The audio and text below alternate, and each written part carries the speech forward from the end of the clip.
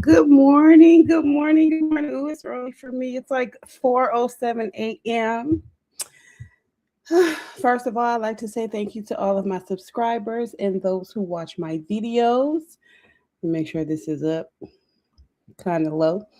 Um hit the thumbs up, hit the thumbs down, hit the like button, hit the don't like button, comment, don't comment, say what you want to say, don't say nothing at all. But anyway, I just had to come back on here. I had to switch computers because I don't know, something must be wrong with my other computer. So this one actually plays things correctly without pausing. But there is probably a lot of people using the internet. So there are going to be little glitches here and there. Anyway, I had to come back and do a part two, but not a part two of the young lady saying how us older women don't uh don't teach them and we be hating on them. I'm not gonna be on here long, so I want to get right into it. And then I'm kind of piggybacking off of Aunt CEO's content. I'm gonna tell you why. It correlates with the young lady saying that older women are hating on them and not teaching them. Because I noticed that for a minute, um, he's been talking to younger women and older women, and they seem to think that they're going to get answers from him about men. And for me, this is where the delusion comes in, right? I have first. Let me say this: I just found Ant's content, and it was because of the Corey Holcomb, you know, debacle.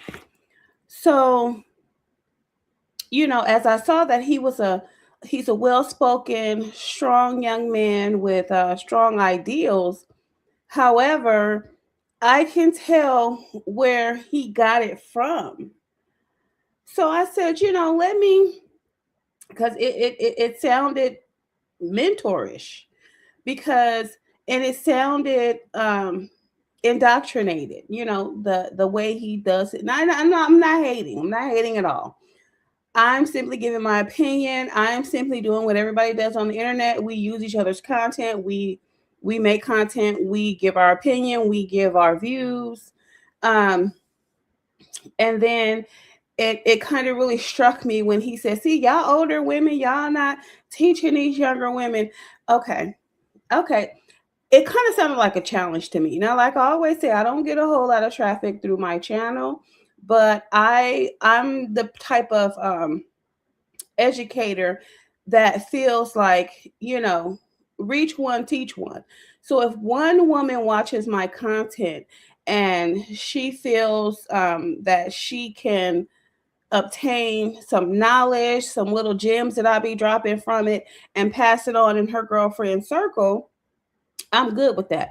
I don't have to have 16 million billion women coming to my channel and oh my God, this and that, and what do I mean, I would love it because, you know, I feel like I have a lot of insight, and I'm optimistic, I'm unbiased, and I'm truthful. So me, of course, I would be responding according to my life experiences and what I've seen and what I've heard and what I've comprehended, what I've listened to, and how I interpret the information based on the outside stimuli that has, creeped into my head as far as content from men, YouTube, different things of that nature. So, anyway, like I said, I'm not hating on his content. I just feel as if these ladies are seeking answers that they're not going to get from a man outside of their family. I'm gonna just put it out there like that.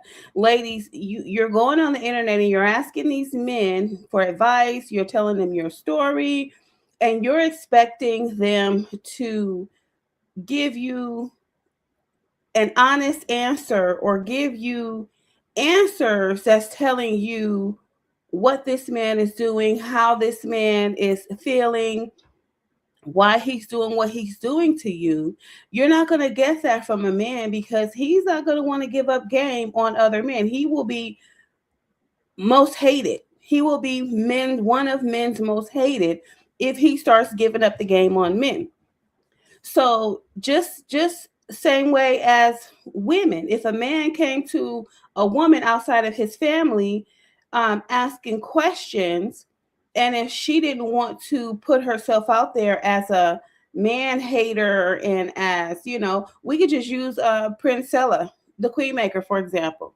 She really broke the internet with men are incapable of love. And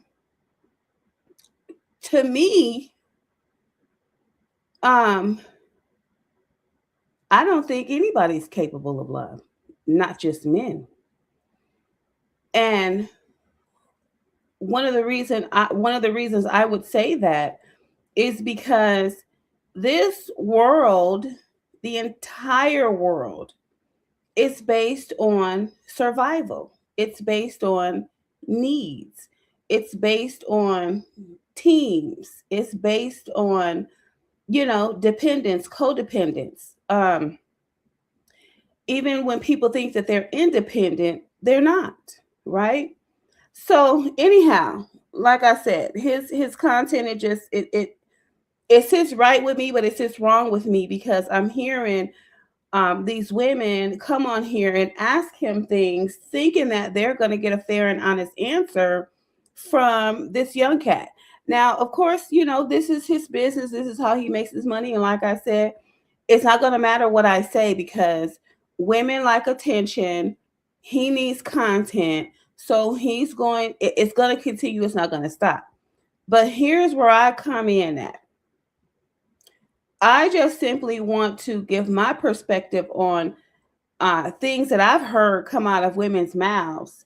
And it's like, baby girl, if you guys take the time to really listen to a woman that has women's best interests at heart, I mean, in everybody's best interests at heart, but since you're the ones with the questions, I just want to give my views and see where it goes. I mean, it is what it is. But anyway, I wanted to start with that young lady because this computer is working right. So, I can present it and give, you know, more insight as far as what this young lady is talking about. But man, oh man, oh man.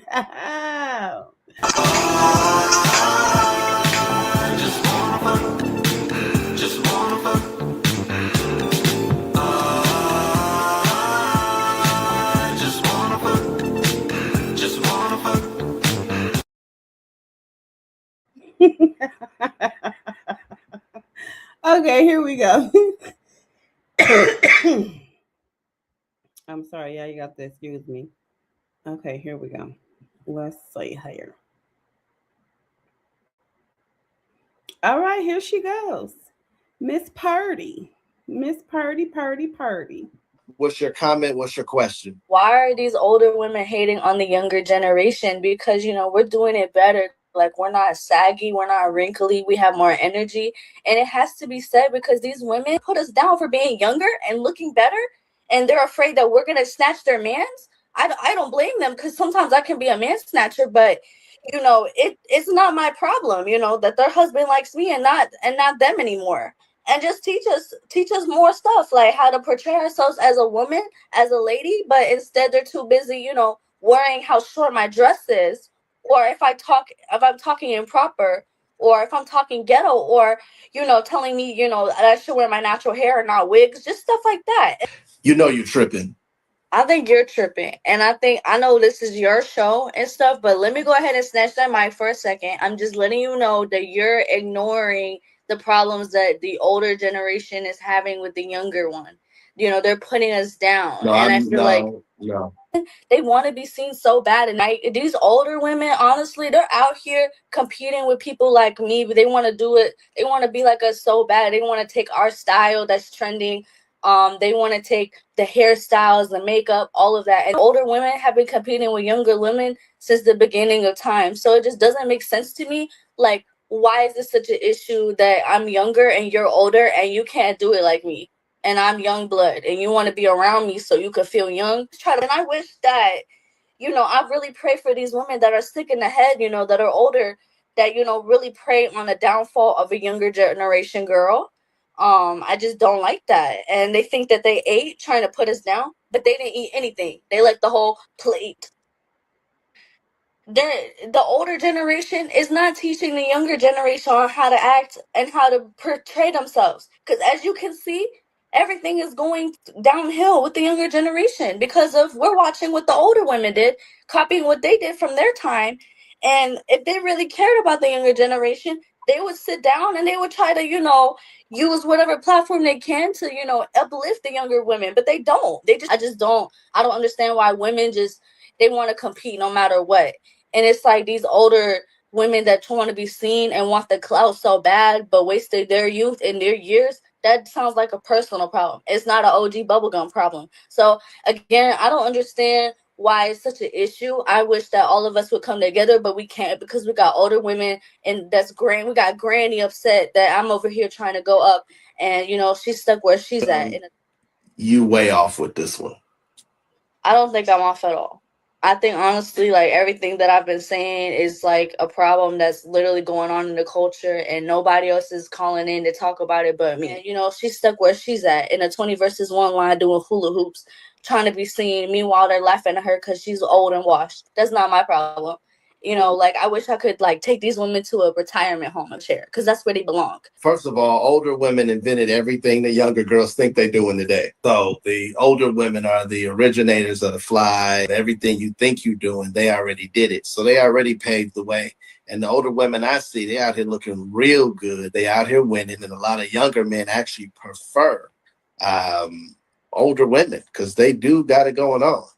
And a lot of women, especially black women, they're going to be fine forever. So they say good black don't crack.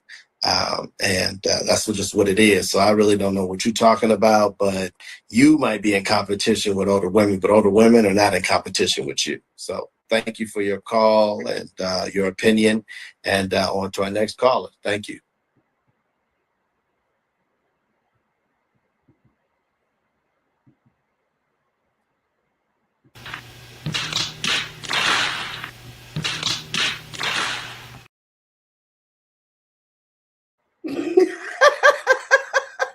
Okay, I'm not laughing.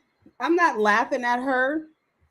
I wanted to play the entire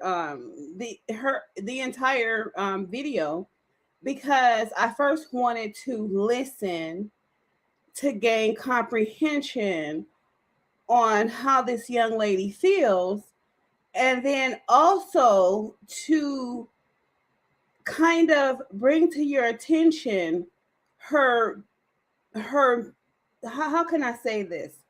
Her lack of understanding and comprehension of what she says she experiences or what younger women experience. So now I'm going to go back and I'm going to break down what she said and let you see her delusion as far as what's coming out of her mouth and what's in her head. So let's run it back. Let's run it back for a minute. And so we can I can just bring it to your attention as far as what the young lady is saying, because she sounds uh like she doesn't understand what the older women in her life or she's come in contact with, what they're doing exactly what she said they're not trying to do. So let's go. What's your comment? What's your question? Why are these older women hating on the younger generation? Because, we're doing it better. Like, we're not saggy. We're not wrinkled. Now, what did I say?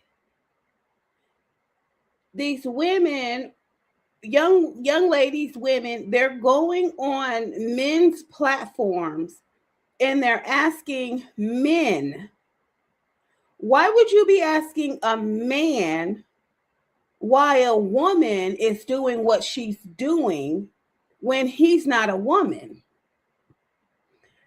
If she was really seeking answers, and here I can't even say she's not really seeking answers. I can just probably say she hasn't had the opportunity to go on anyone's platform, a woman's platform, and ask this question. Number one, I feel like if she even if she did have the opportunity to go ask this question on a woman's platform, not mine, but on another woman's platform, she would get instant frowny face from that woman. Like, girl, what you talking about? Ain't nobody trying to compete against you. I don't know what you did. She would get defensiveness, first of all. Now, if she came over here, she would get the truth. She would get an unbiased answer, and I would bring to her attention, like I'm about to do now, how what she's saying, it just kind of doesn't make sense, because what she's saying women were doing, that was them trying to tell her and teach her how to be a lady. So let's go. We have more energy, and it has to be said because these women put us down for being younger and looking better, and they're afraid that we're gonna snatch their mans. What she's failing to realize is that, baby girl, older women, we have been younger women. We started out in the womb as newborns, as babies, as toddlers, as adolescents, as young women, young ladies. We had youth, we had beauty, we had energy. What she's failing to pick up on is that, ma'am, everybody's youth, beauty, and energy declines as we get older. And we, if you're mentally healthy, you're going to, at each level, take the seat that you're in, and you're going to be content and happy with it, and you're not going to try to compete with someone that's not actually sitting in the seat, or you're not going to try to compete with a seat that you're no longer sitting in, because you have evolved from that space and time into a new space and time where new things are happening, new experiences on a different level that some of these women in the previous seats will never experience, right? Now, what it sounds like to me, it sounds like she has spent a lot of time talking to men that have been filling her head with a bunch of hate because they want to get in her pants, right? Um, a lot of just like when black men get with women of non-color, they tend to talk about their dislike for black women and the reasons that they don't like black women, and then what eventually happens is it makes those women of non-color get on here and for some god awful reason think that we don't like them because they have this black man that nobody wanted but them, because we know where a man is supposed to be and what a man is supposed to do, and we're not just going to accept anything, right? We actually, as black women, we have standards, right? You're going to help take care of these kids. You're not going to drive my car. You're not going to put your hands on me. I'm not about to pay all these bills. You're not going to cheat on me, right? You're not just going to leave me at home to bear the burden of all the responsibility of the kids in the home while you go out and play basketball with your friends as a 30-year-old, 40-year-old man, or hang out at the bar drinking and destroying your liver and pancreas, um, developing all these freaking ailments that now we have to take care of when you come back in the house. Now we got to make sure we don't put too much salt in your food because of your hypertension. We got to make sure we don't give you too much sugar because of your diabetes. We got to do all these things because of what he chooses to do while he's out there in the street instead of coming and living the home life that he's supposed to once he feels he has found the one. So anyway, that was my little rant. I'm sorry. But so that's what happens. A lot of these women are getting these ideas in their head about other women because they're getting it from men. And then they're getting it from when when they're going out there in a competitive environment. So here's the thing: when you're saying, when I understand 100% of what she's saying. First of all, let me say that I understand 1,000% of what she's saying. But here's the thing, ma'am. Here's the thing: you can't go to play the Hunger Games and don't expect for anybody to compete against you. Translation: you can't go to the bar, you can't go to the club, you can't go to a house party and think that you aren't going to get any type of competition from the women that are around you. Usually in these places, the bar, the club, the house party, the beach, the festival, the concert, the different things of that nature. If a woman shows up in these different environments and she's single, she didn't bring sand to the beach, she's going to be competing for the top man in the building, or maybe any man in the building. You're going to get that competition. Like, what is, like, are you, like, is she saying that she's supposed to be the only one to come dressed up in these environments and the rest of the women are supposed to come like looking like the cat, like something like the cat dragged in? Ma'am, life is about competition. So it's not personal. Nobody, it's not a personal attack on you for a woman to put herself together to go out in a competitive environment. People compete for job positions. Like, what are you talking about? Anytime you put your application in and show up for an interview, how many other people do you think have put in the application and showed up for the interview in competition for this job? Right? So that's number one. If you think, young lady, that you're going to go through life without having to compete with anybody, you're crazy. If we did not have grocery stores and we had to compete for, if the fruit came back on the tree in an ungated environment, if the chickens and the turkeys and the cows and all the different things that we eat, if they weren't caught and cut and packaged in a store for us, and we had to go out there in the wilderness, in the woods, and go hunt for it for ourselves, ma'am, do you not understand what type of competition you would be up against just for a freaking apple, orange, or a lemon on a tree? It's survival of the fittest. Now, when we're speaking in terms of somebody's husband, because I feel like boyfriend, girlfriend, I'm gonna give you fiance. I'll put fiance with wife. But as far as boyfriend and girlfriend, ma'am, that is us. Those are single people. If they aren't joined together in marriage, or committed to each other through engagement, those people are free game. I'm sorry. They're free game.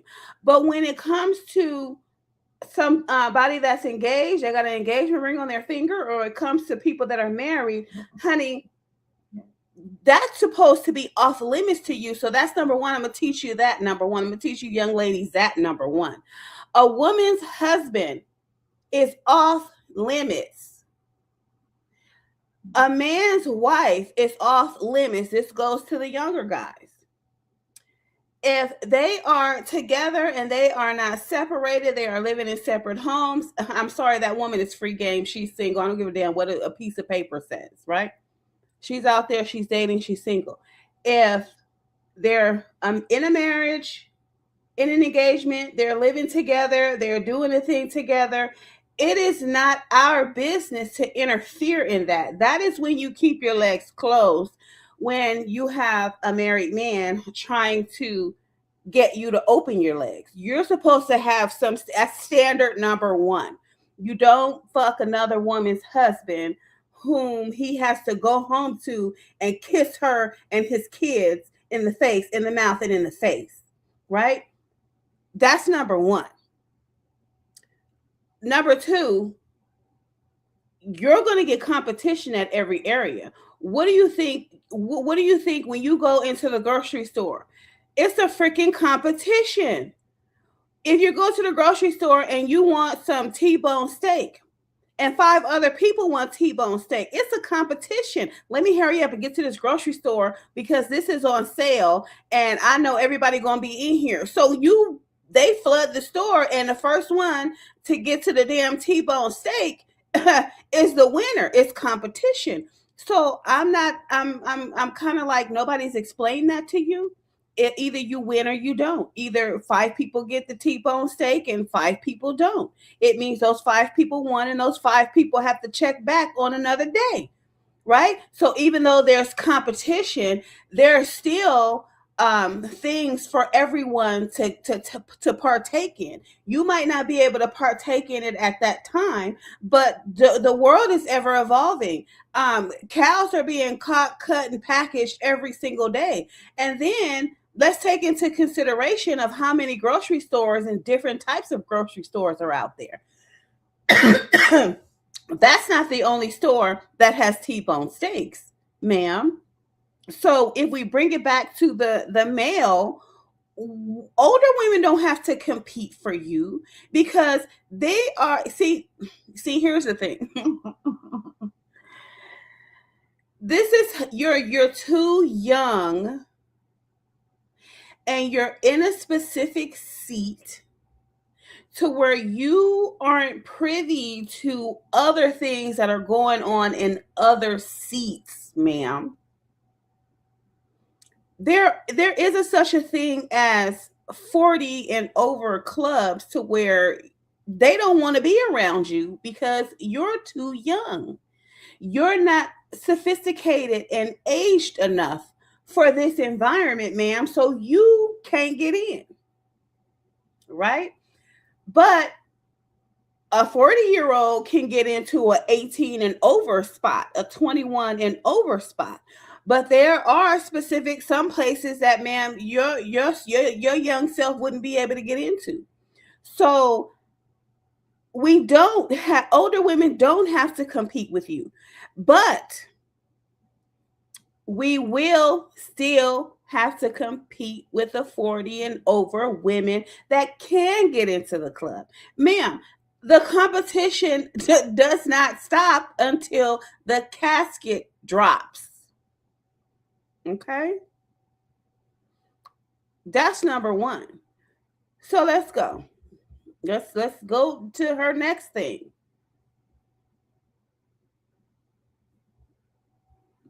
I don't blame them because sometimes I can be a man snatcher, but it's not my problem, that their husband likes me and not them anymore. And just teach us more stuff. Like, you're right. It's not your fault that a woman's husband has eyes for other women and not the woman that he's committed to. But don't you, that's a shame. That's a fucking shame. And that what that should tell you is that man is shit. He is not to be dealt with because number one, he's being deceptive. If he's deceiving her, what makes you think he's not going to deceive you? What makes you think that you're the only one? It's a lot of women out here who think that they're the only side chicks. No, you're not. If that man is cheating on his wife with you, you have to know that once he finds the next best thing, he's going to that. Or might have two or three next best things that he's dealing with through the entire time. So, it's kind of like you can lead a horse to water, but you can't make them drink. Right? So she is, First of all, you need to quit talking to these men. You need to find some ladies to talk to.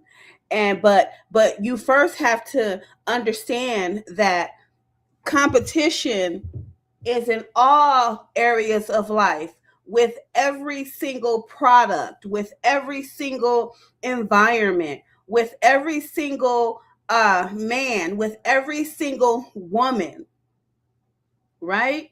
If men had to really get out here and get it for their families, they would have a whole nother outlook on life. You see, these men, they can walk up in a house empty handed, no groceries. And the woman is going to make sure that there's groceries in that house because she has children. But even if she doesn't have children, she's still going to make sure that there's groceries in the house for her to eat. But let's keep it on a family level. If the man had to go out there and compete against other men for food, loses, guess what he's gonna have to do? He's gonna have to come back home to his wife and his kids empty-handed, no groceries, no food, and guess what? They're gonna starve for the night. She's gonna be looking at him like, you weak motherfucker. Or she's gonna say competition was hard out there, huh? You couldn't get nothing, right? He might have to instead of bringing fresh fruit, he might have to bring some rotten fruit, or some half, some overripe fruit off the ground that nobody else wanted. He might have to bring that to his. If it was really real out there, you would have a lot of men that wouldn't be getting no vagina, because it will go back to, if you can't provide, what are you doing here? I'm going to go find me a stronger man that can feed me and these kids. There's competition everywhere in all aspects of life. That's number one. Like how to portray ourselves as a woman, as a lady, but instead they're too busy. Okay, now she said they supposed to be telling us how to portray ourselves as a lady and as a woman, but then listen to what she says. Worrying how short my dress is. So we're worried about how short her dress is, honey. That goes along with being a lady. That's them teaching you, first of all, your appearance, your presentation, how to present yourself as a lady. Okay? Or if I'm talking improper. Speech is another thing that's important when you're in certain environments. When you're at home chilling, talk how you want to talk, but it is already set in stone that you're supposed to present yourself and speak in a certain fashion when you're in certain environments. If you at the club listening to Back That Ass Up, nobody's gonna look at you like you crazy for singing a song Back That Ass Up, because this is the environment. But when you're at work, you're not supposed to be talking about back that ass up. No, it's inappropriate, right? If you're at a dinner date, you're or a dinner function with a social group, you're not going to be talking about back that ass up. No, you're gonna speak in regards to things that everybody is speaking to. Now, if everybody at the table talking about back that ass up, then okay. But if everybody else is talking about the trends, the news, different things of that nature, why would you start talking about backing that ass up? So they've done that. They've tried to tell you how to present yourself clothing wise. They've told you how to present yourself speech wise. Okay, let's go.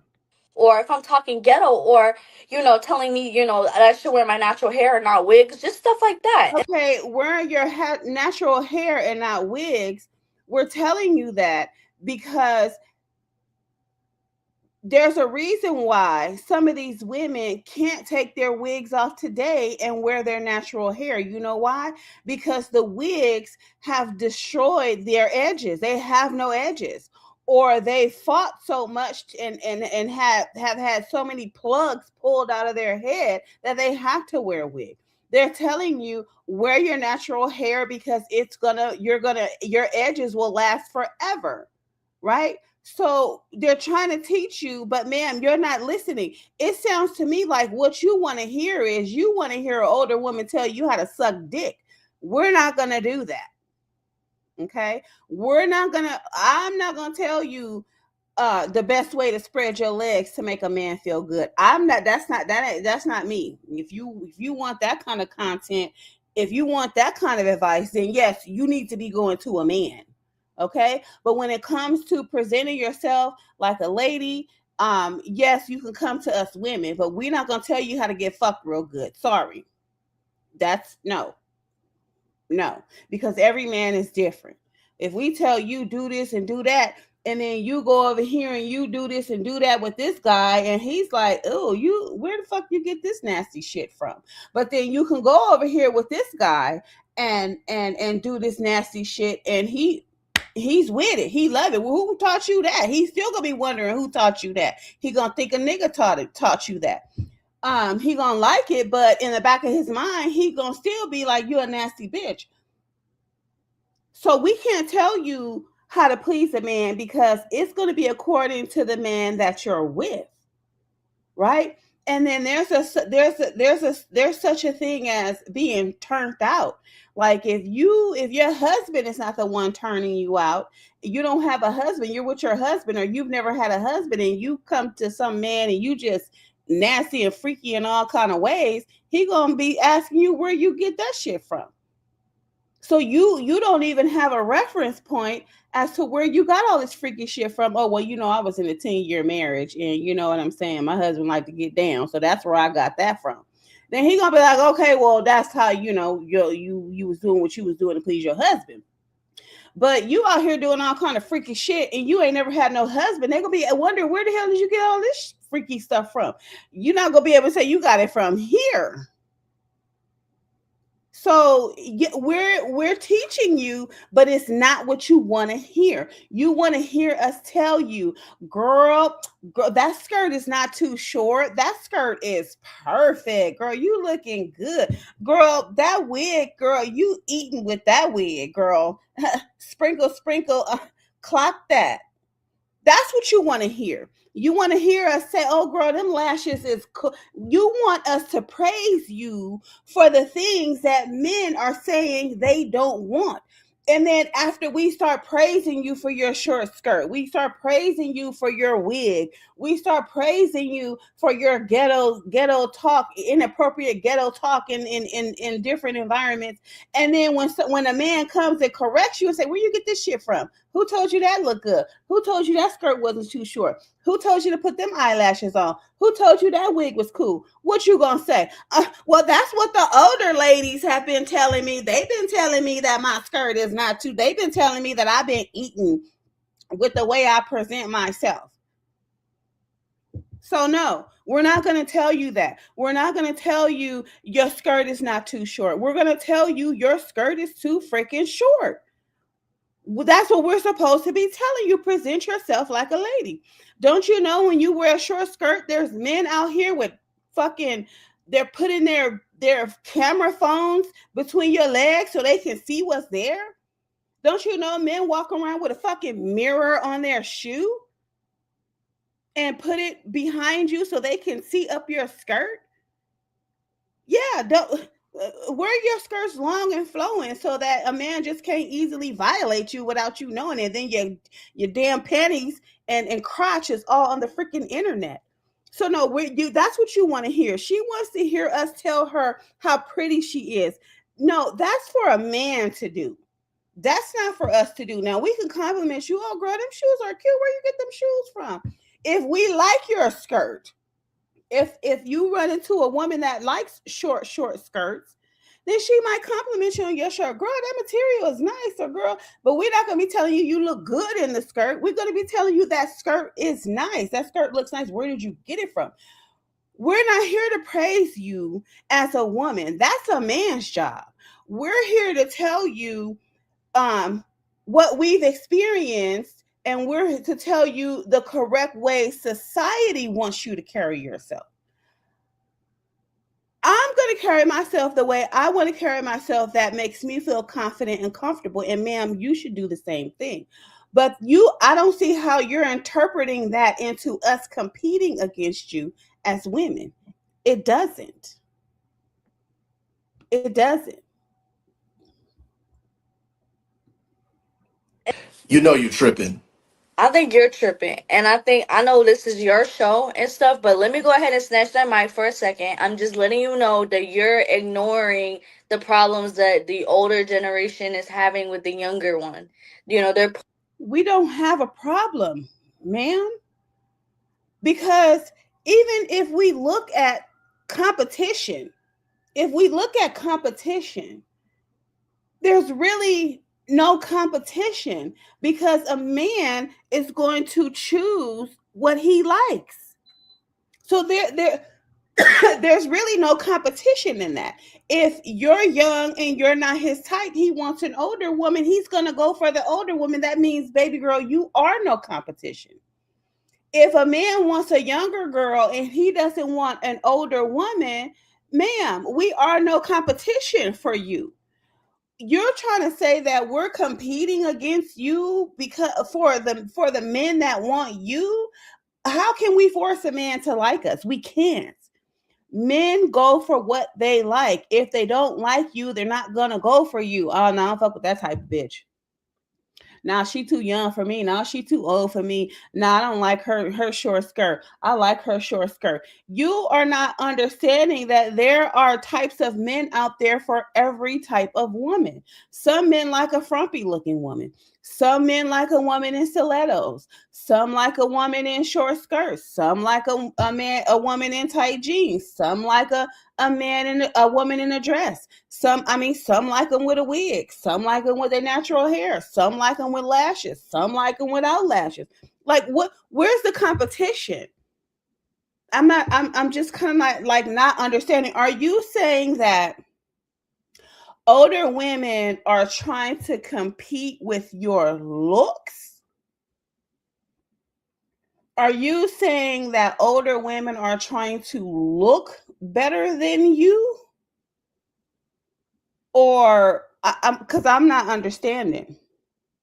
So you have to be able to comprehend life in order to really see what's going on. Ma'am, if a man does not want me and he wants you, that means I am no competition. If a man wants me and he doesn't want you, that means you are no competition.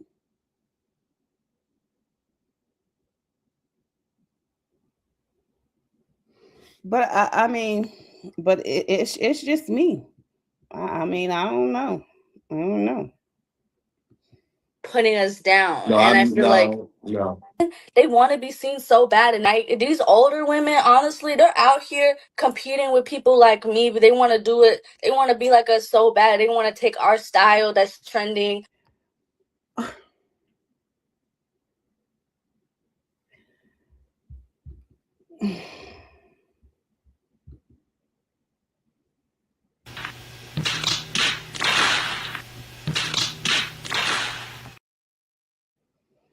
I mean,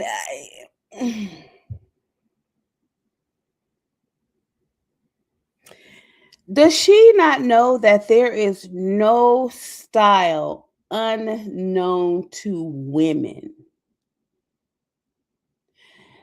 There is no style unknown to women.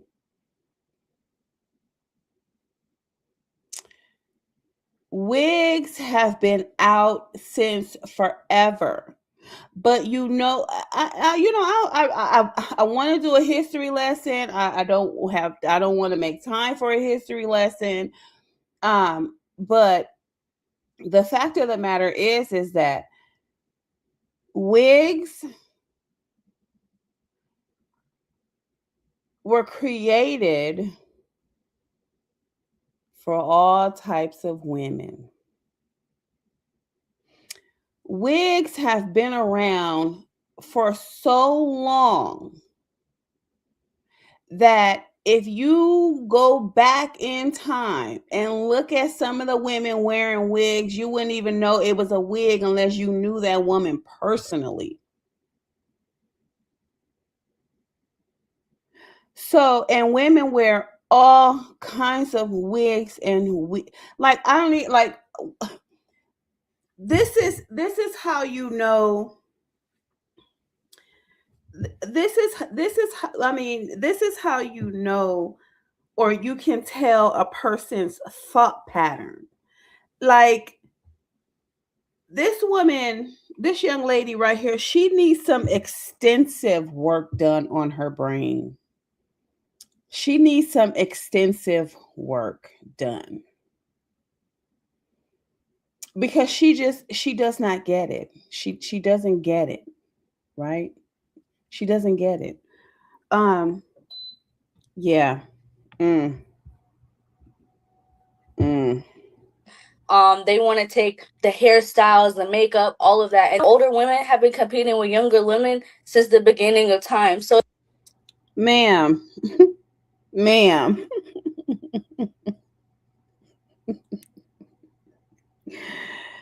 ma'am, does she not know that it was a woman who was combing her hair until she could comb her own hair? I mean,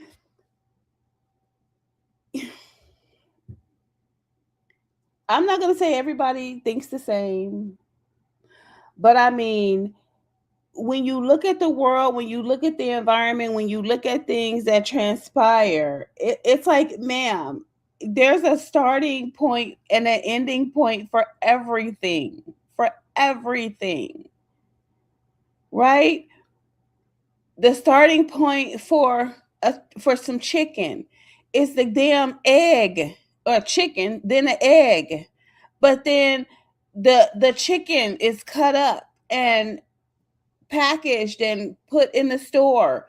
And then the next phase is for somebody to go buy it. Then the next phase is for somebody to come cook it. And then the next phase is for somebody to eat it. Then the next phase is for somebody to go crap it out in the toilet. And then the next thing is for somebody to flush the toilet. And then the next thing is for somebody to clean it out of the sewer system. It is dissolved at that point. There's a starting and an ending point for it, for everything. If you take a pencil and you use it, you're going to sharpen it. You're going to sharpen it until all you can't use it anymore. That's the end of the pencil. There are markers. You're going to use that marker until the marker dries up. That's the end of the marker. Man, there's a beginning and an end for everything. Okay? Everything will eventually end unless it isn't used. And then as far as humans, whether you stay a virgin the rest of your life, there's an end to your life, ma'am. So I mean, to be spending time on these mediocre thoughts that she has that somebody is competing against her, because we just want to compete against her. No, that's life. Life is competition. So I mean, so it just doesn't make sense to me. Like, why is this such an issue that I'm younger and you're older and you can't? ma'am, you have made it an issue. That is what's going on in your head, right? You have made that an issue. It's not an issue for us. Now, the issue comes in, this is where the issue comes in. The issue comes in if you're throwing yourself at some woman's husband, or if you fail to reject some woman's husband that's throwing himself at you. That's where the issue comes in at.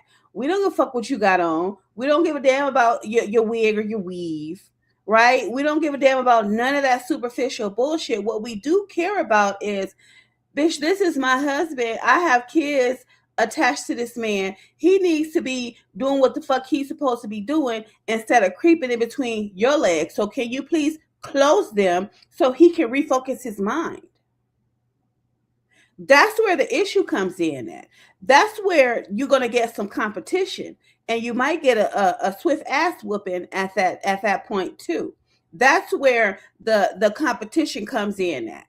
Other than that, we don't give a goddamn what you do with yourself. We don't. You could walk down the street with your pussy out for all we care. We don't give a fuck, right? Where we do care is when you are trying to, when you won't keep your legs closed for this married man. Has anybody told you that? I mean, you talking about they're telling you your skirt is too short. You should wear your natural hair. Did anybody tell you that don't fuck with a married man? That's girl code number one that a lot of you bitches don't understand. He can be out here all day long looking and trying to get women's numbers and different things of that nature, and he might get some numbers. But as soon as you find out he's married, ma'am, that's when the door is supposed to shut in his face. And so now, if we feel like he is of any value, then yeah, we're gonna get in competition with you for that, right? So yeah, now we're gonna chase him around the town because bitch, you're not getting my husband. But if we don't feel like he's anything of value, bitch, you can have him. Please take him off of my hands, and you will see. I'm just here because you know I don't know, I'm not a hoe, so I'm just gonna screw him while he's screwing other women. But as long as he come back, he can come back. But that's on him. That's not me. I'm gonna take care of these kids. I'm gonna do what I'm supposed to do. But if he's out there, then that's on him. So it's not for her to. She's not even supposed to be competing with you for her man. That's her husband. He's taken. Some of you bitches don't understand that. That's where the competition comes in at. So I don't know what I mean, follow that, and you got the whole you got the whole game. You can crack the code. Keep your legs closed to men that are in relationships, that are married, and do your thing. You ain't got shit to worry about. The fuck? And do it like me. And I'm young blood, and you want to be around me so you can feel young. Try to, and I wish. No. Actually, we don't want to be around you because we pretty much see ourselves in you. We just gonna keep it 100. We see ourselves in you. What they say, young, dumb, and full of cum. We don't want to be around you because you are a reminder. You are a reminder of when, because soon as we see the shit y'all do, we see the shit y'all wear, we see y'all mindset, right? And we like, oh my God, if I could do it all over again, I wouldn't. So no, ma'am, we don't want to be around you. We want to be far the fuck away from you as possible, unless you're our daughters. But we want to be the far and fuck away from you as possible because the shit you're doing is dumb. And when we try to tell you, you what? You think we're hating on you. So, ma'am, when they're saying, ma'am, let me tell you about that short skirt you got on. You don't want to hear that shit. Oh, she just stopped me, trying to stop me from looking good because she jealous because she probably don't look good in a skirt. No, bitch, we look fabulous in skirts. We just know what wearing a short skirt brings. Do you remember that Tina Turner movie? And she says, I hope you know what come along with wearing that dress. So basically, we hope you know what comes along with wearing that short skirt at your age.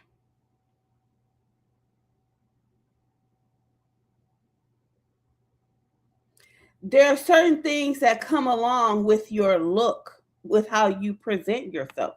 And it is what it is. We can do the slut walk all day long. There are still things that go along with your presentation of yourself.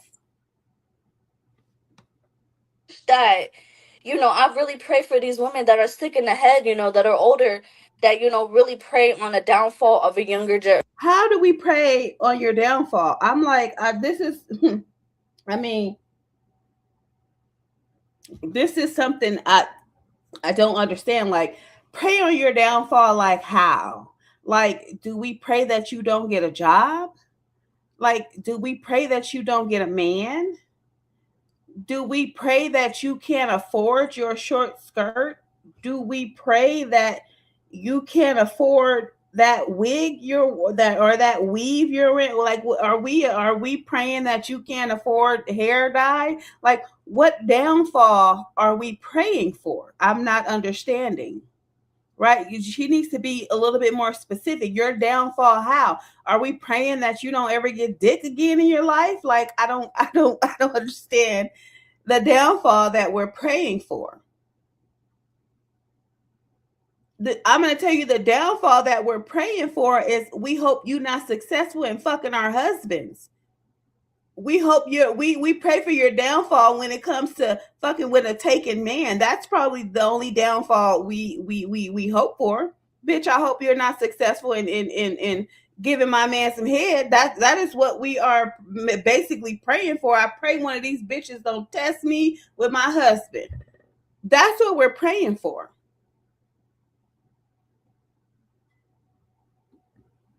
Generation girl.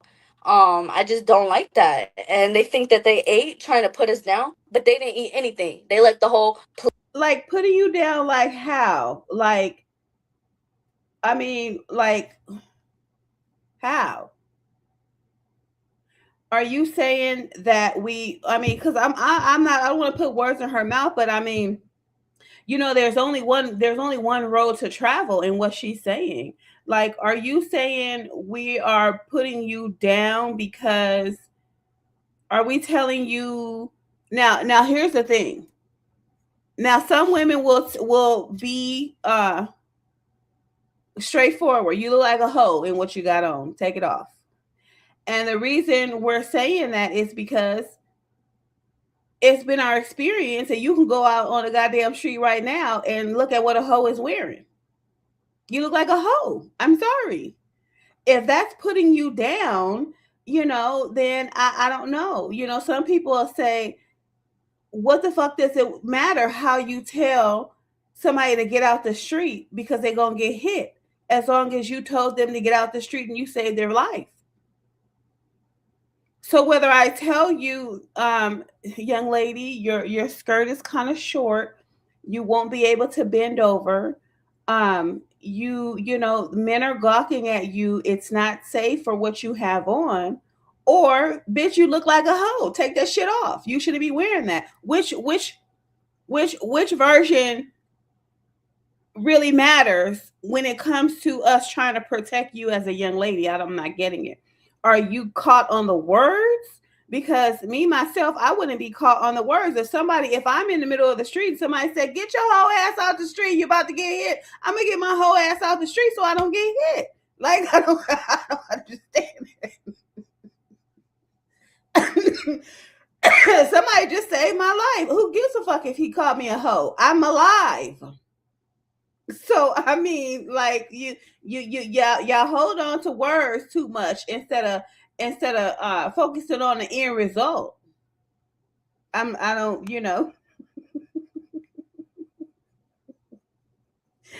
I mean, hey, he might is the person that hollered at me and told me he don't know me. He hollered and told me to get my whole ass out the street. He might think all women are hoes. That's probably just how he refers to all women, hoes.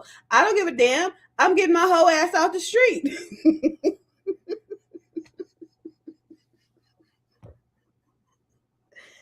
Okay. late.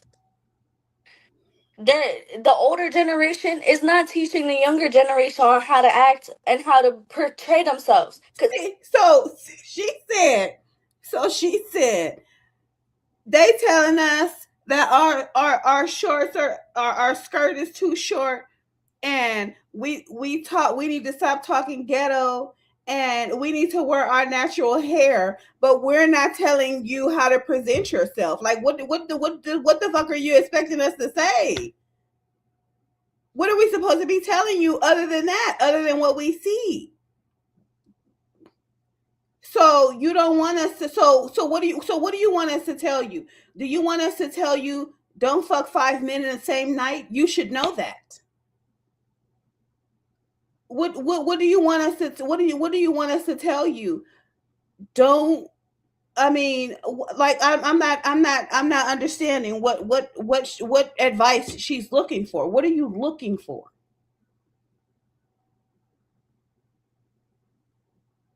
Um, can somebody help me? If anybody watches, can somebody help me? What the fuck is she looking for us to tell her? We've told you your skirt is too short. Wear your natural hair so you can preserve your edges. Like what the fuck? What don't fuck a married man. Don't fuck five niggas in the same night. I mean, you know what I'm saying? Like keep your legs closed. Like what is it that you're wanting us to tell you that we're not telling you? I don't get it. I'll have to probably put some more thought into it, but I don't know. And we tell you to go to school. We tell you to get your education. We tell you don't depend on a man because you're going to be disappointed at every turn. You might even catch HIV/AIDS. You definitely going to get chlamydia, gonorrhea, probably some herpes and shit like that. You know what do you want us to tell you? Tell you wear condoms? Like what the fuck do you want us to tell you that we're not telling you? You want a hug, bitch? I don't understand. Like what the fuck? What the fuck? As you can see, everything is going downhill with the younger generation because of we're watching what the older women did, copying what they did from their time. And if they really cared about the younger generation, they would sit down and they would try to, use whatever platform they can to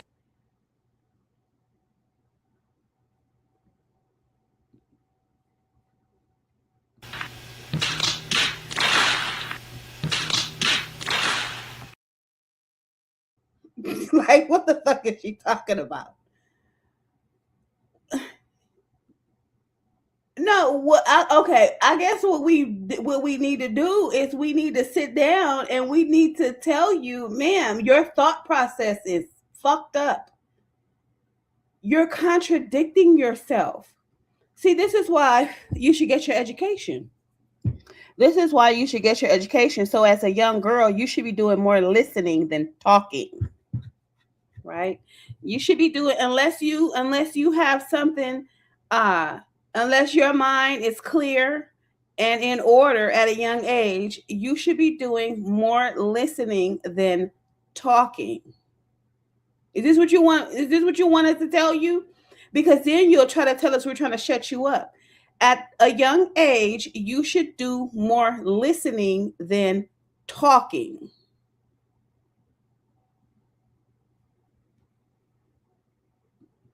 uplift the younger women, but they don't. They Uplift you how?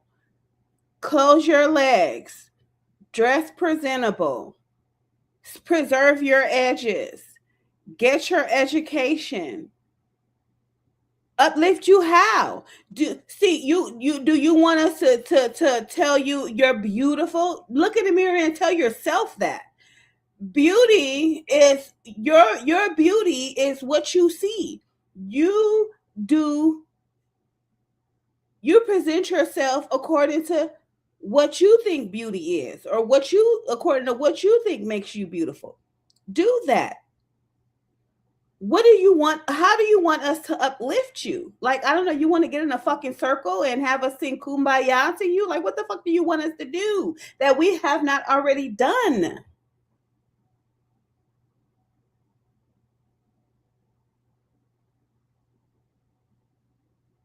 I'm not getting it. Like, I'm not getting it.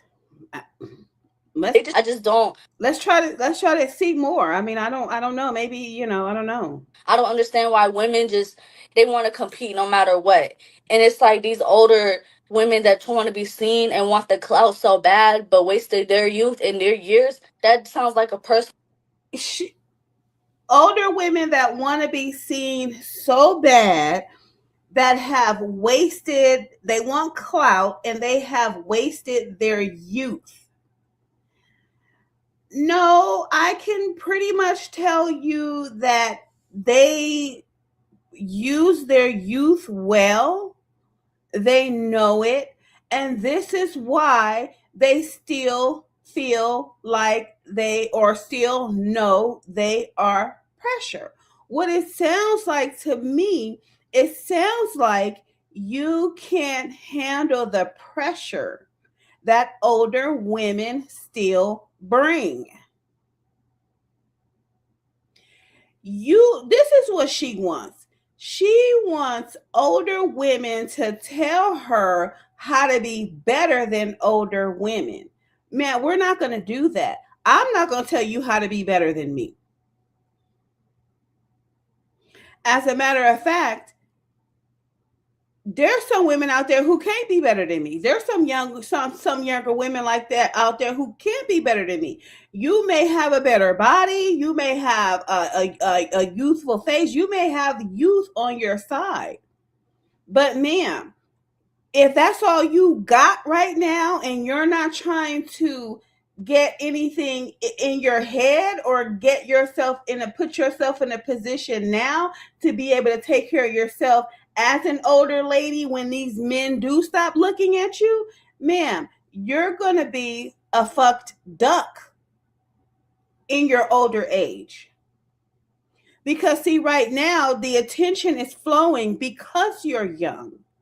The attention is flowing because you have your edges. The attention is flowing because you're still at your lightest. But honey, I was your color when I was younger. Now that I'm older, see, even your skin tone darkens when you get older, right?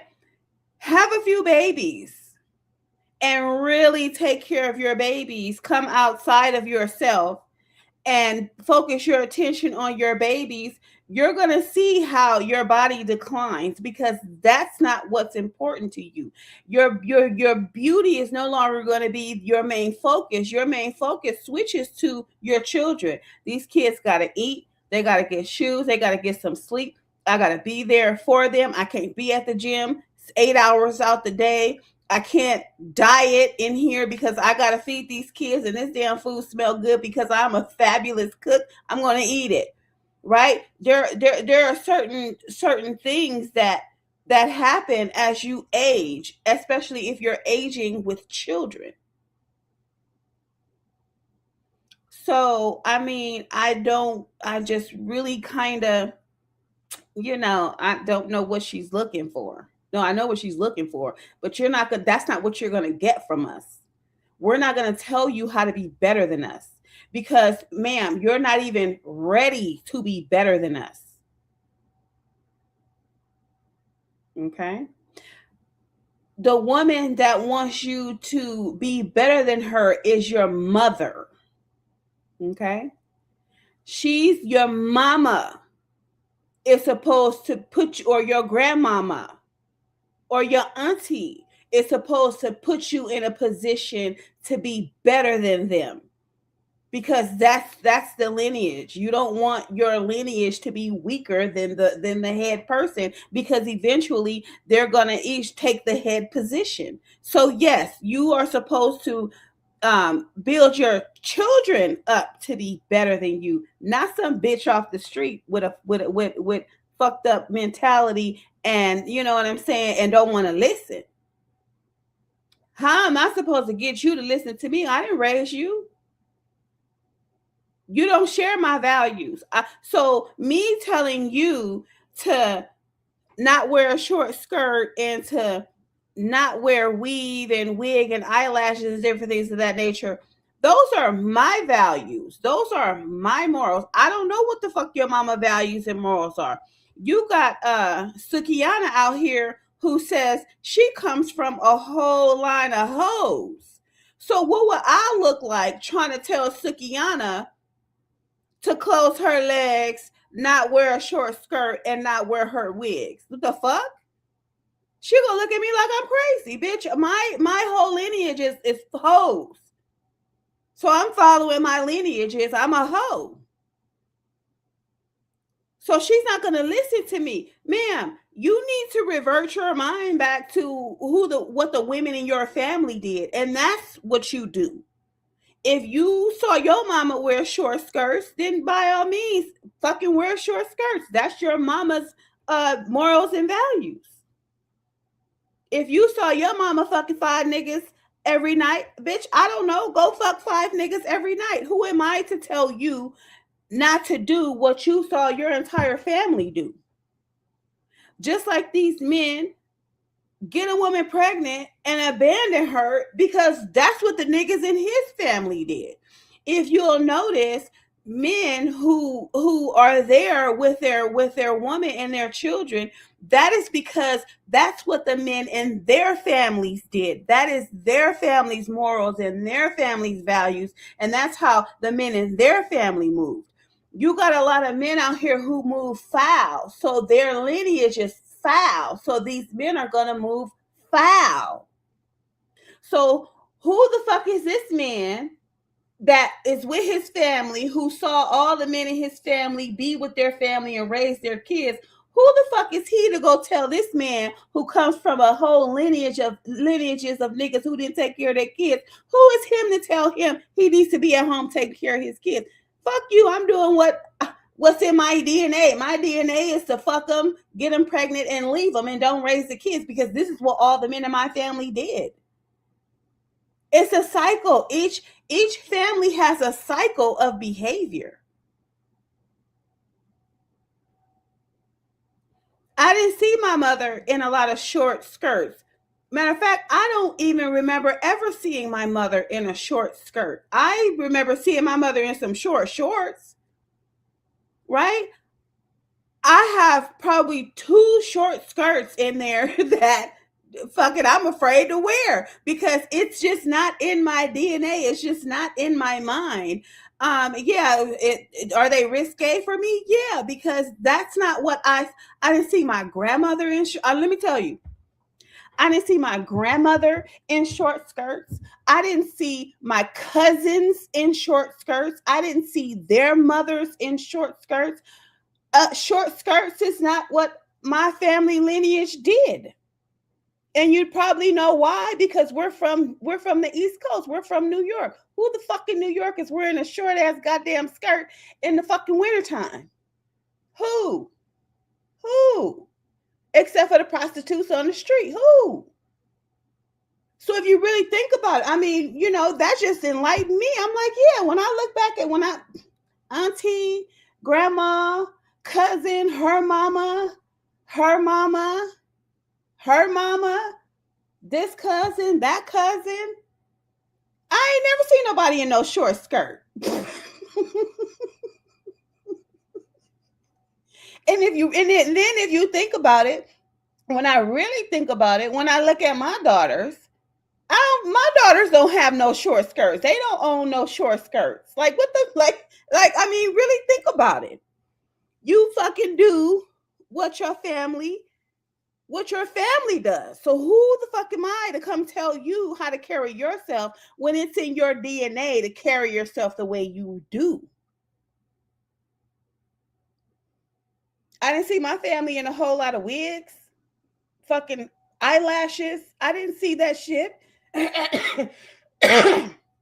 If I have one daughter that wears eyelashes, but you know what? She didn't get that shit from me. She got that from you bitches in the street, you young bitches in the street wearing all these damn fake ass eyelashes. She didn't get that shit from me. She didn't get that from me. That's a fashion statement. That's not my type of fashion statement. I'm gonna put me some lashes on one of these days. I'm gonna do it because I want to see how I look. But I mean, yeah. So, ma'am, I can't tell you how to carry yourself as a young lady because it's in your DNA to do what your family did.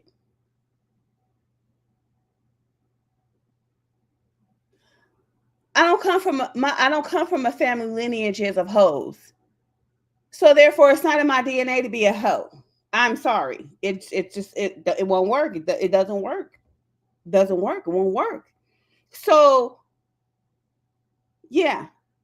I mean, yeah.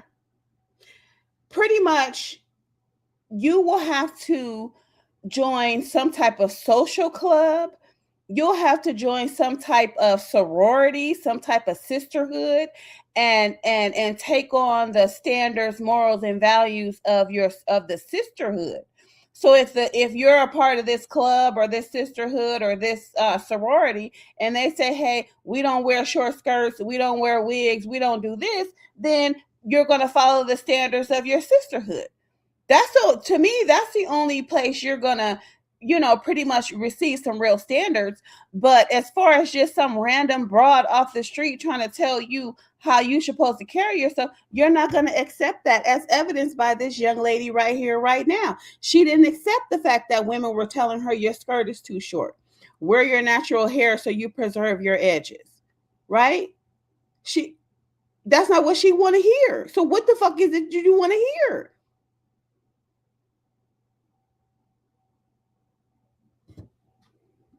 No problem. It's not an OG bubblegum problem. So again, I don't understand why it's such an issue. I wish that all of us would come together, but we can't because we got older women and that's grand. We got Granny upset that I'm over here trying to go up, and she's stuck where she's at. And You way off with this one. I don't think I'm off at all.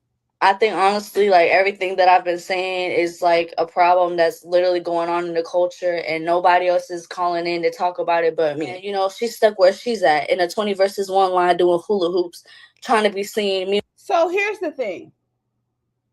Here's another sisterhood. 304s, hoes, prostitutes. That's a sisterhood. When you have inducted yourself in the hall of hoedom, you dress like the hoes because that's the morals and values of the hoe culture, right? So, ma'am, if you think back to the women in your family, if none of the women in your family wore short skirts, then where did you get it from? The hoe society, the 304 society. That's where you got it from. If all your clothes that you wear says hoe, you've inducted yourself in the 304 society. You look like a hoe. You're in the hoe society. So what am I to tell you that you allowed yourself to be inducted in the hoe society, 304 society? Who the fuck? There's no way to bring you out of that, especially when you are getting so much attention from these men from looking like a 304. You're not going to want to stop looking like a 304 because then that's when all the attention stops.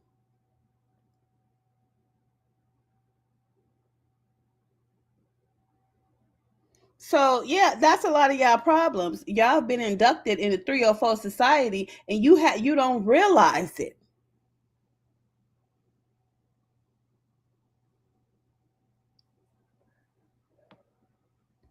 Hey, Miss Parker. Yeah. Meanwhile, they're laughing at her because she's old and washed. That's not my problem. Like I wish I could like take these women to a retirement home and share. Old and washed. Girl, if we try to tell you as you age, when this young lady gets in her 40s and she wakes up and she realizes how much she's been fucked instead of cuffed.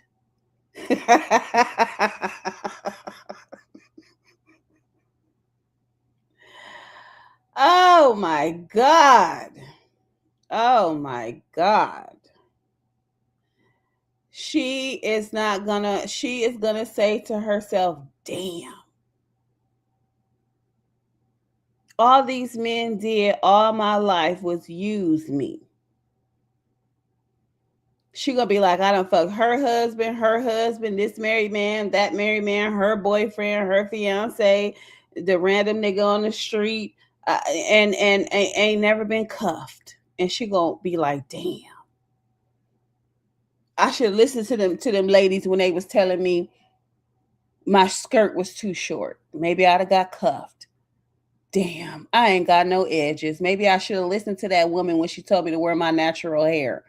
All that shit is gonna come crashing down to her ass when all the attention from the men fade because now you're in your 40s and the tits you do have are sagging. Damn.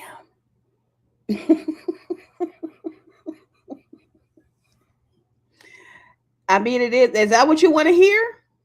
Is that what you want to tell? Is that what you want to hear? Do you want to hear the fact that when you reach your 40s,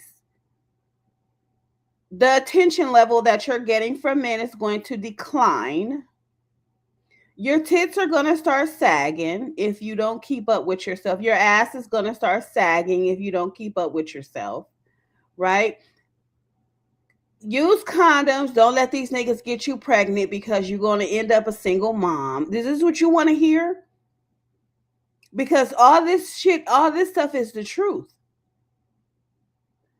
Don't get married because your husband, if you don't want to be cheated on, don't get married because your husband is going to cheat on you while you think, see, karma's a bitch. You cheat with somebody's husband and you are fully aware that they're married, karma's gonna hit you. Somebody's gonna fuck your husband. So all the things that are coming out of your mouth, you don't understand that when you become an older woman, you're gonna see.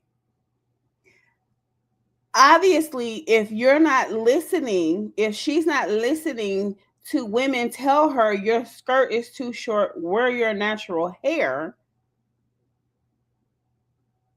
what the fuck makes you think you're ready to listen to anything an older woman have to say, especially the truth? What we have to tell you is, honey, when you get in your 40s and your 50s, you're going to be benched and sidelined like the rest of us. If that's the way you think. As a matter of fact, you're not going to be benched and sidelined. You're going to bench and sideline yourself because you're going to get tired. You're going to be tired of the bullshit that's out there. So there's a lot of us older women. We're not benched because men benched us. Pussy is forever. Just like diamonds. So we're not benched and not getting attention because we're older and we're this and we're no, baby girl. We've benched ourselves. Leave us the fuck alone. We don't want to deal with the bullshit. We've had enough. And then if we want some, we get dressed and we go out and we get some. And then we come home and close our fucking doors and leave the bullshit to y'all.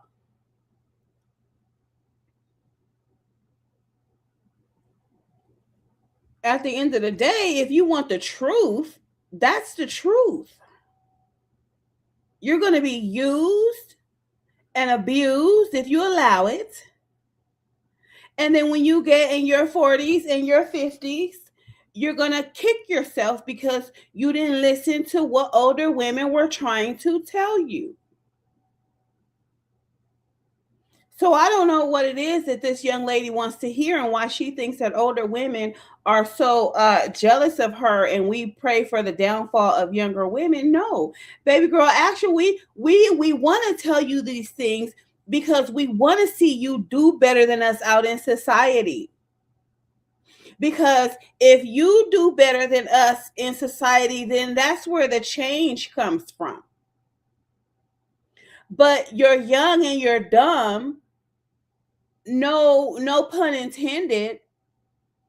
You just didn't have correct leadership from the women in your family. Because apparently all the women in your family were misled. If a outside broad has to come and tell you that your fucking skirt is too short. So who fucking raised you? Who raised you? That's where you need to be looking. You don't need to be looking at me as an older woman. You don't need to be looking at the other older women. Who the fuck raised you to wear short skirts?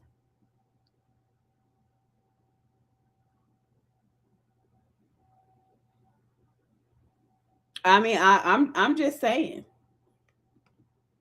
Because that's where they belong. First of all, older women invented everything the younger girls think they're doing today. So the older women are the originators of the fly. Everything you think you're doing, they already did it. So they already paved the way. And the older women I see, they out here looking real good. They out here winning. And a lot of younger men actually prefer older women because they do got it going on. And see, this gonna be one of them girls. This gonna be one of them girls when she when she get older and her beauty fades, and her husband, I don't know, cheats on her or leaves her for a younger woman, or she ages, she didn't get her education, she gonna be one of these women that end up in dietary, washing dishes and making sandwiches for the older ladies in the nursing home where you want to put everybody. You're gonna end up making they sandwiches and they snacks and things and washing the dishes after they've eaten, because you're focused on beauty, booty, and clothes and weave instead of your education, right? And then you're going to be mad at the older women who have their education and who still have the money to keep themselves up. See, this is what your problem is. You're mad, or you don't understand that the women, it takes money to keep yourself up.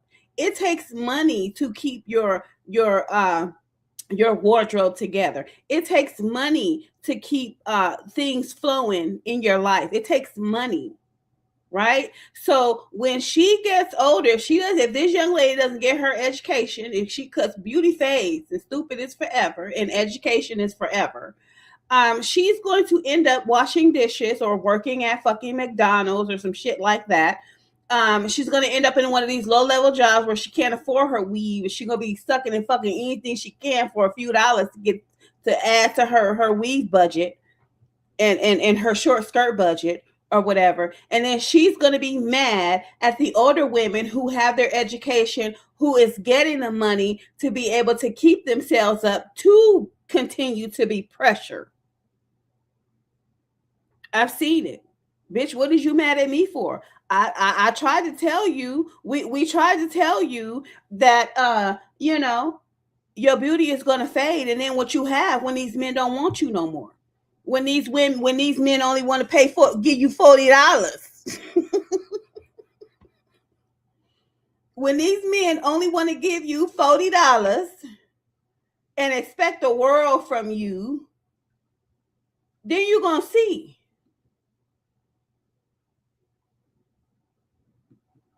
Ma'am,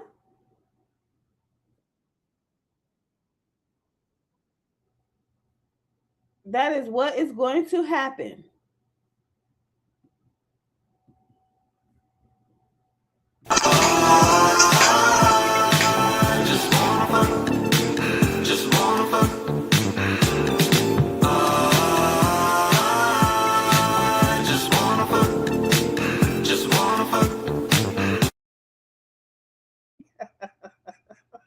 I like it. Okay.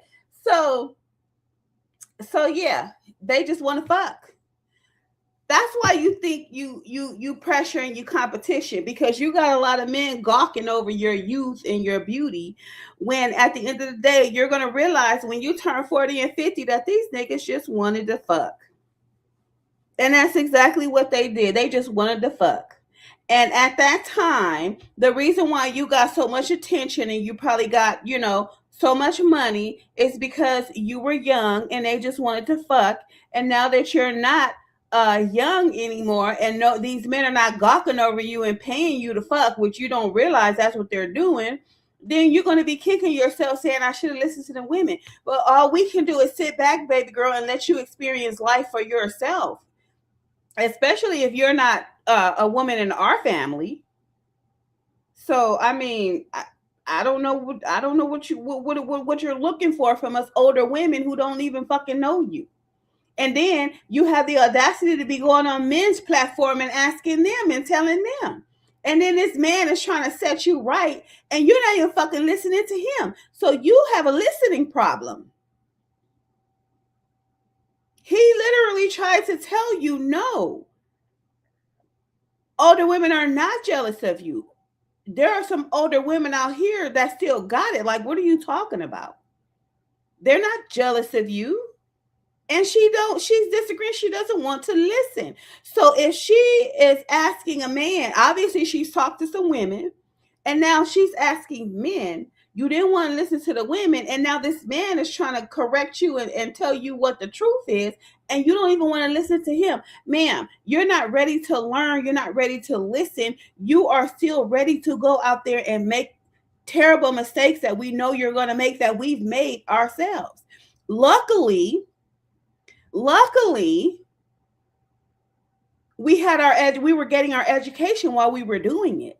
So while we was sucking and fucking, we was also reading books and getting degrees, to where now the men are not gawking over us, wanting to fuck us and take us out and give us money. We can do that for ourselves. We can take ourselves out, give ourselves money, buy all the things that we need. We don't have to depend on the man. We don't have to suck and fuck and get attention from men. We can provide all those things for ourselves.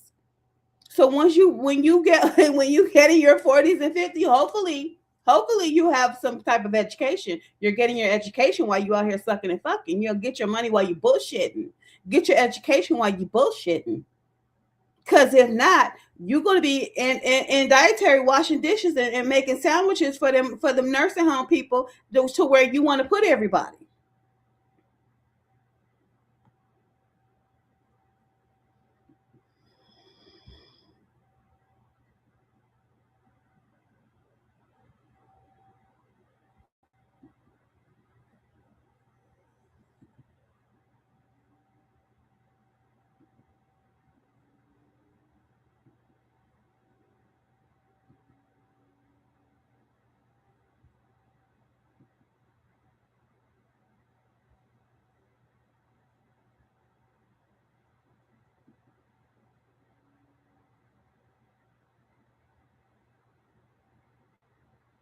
Bro,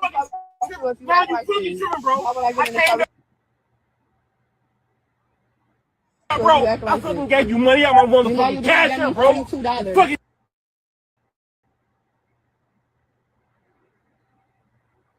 wrong with you? I never said you was broke. You fucking tripping, bro. Why would I get in the car with you if you act like this?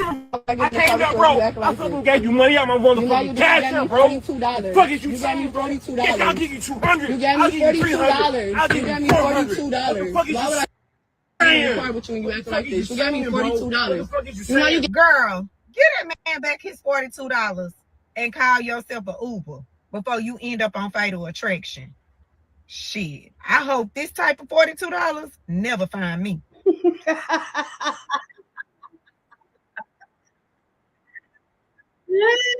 $42.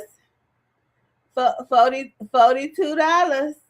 $42. He gave her $42, and then he go gaslight her and tell her, I gave you $200. Then he was like, I gave you $400.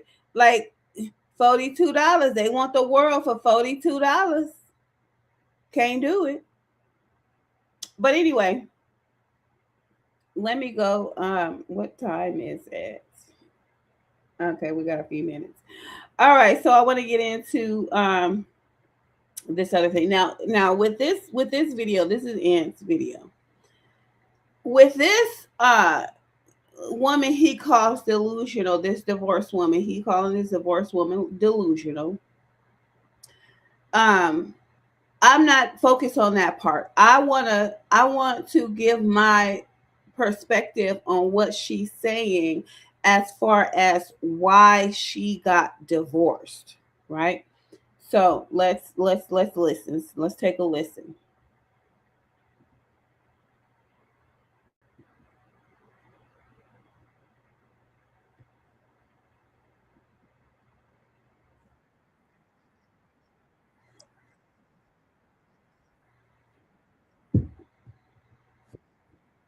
Speaking on women being, more respectful of themselves, I'm out for it.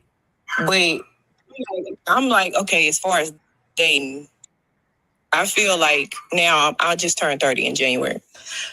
And I've done a lot of things early on, so to say. Like, I got married to my high school sweetheart.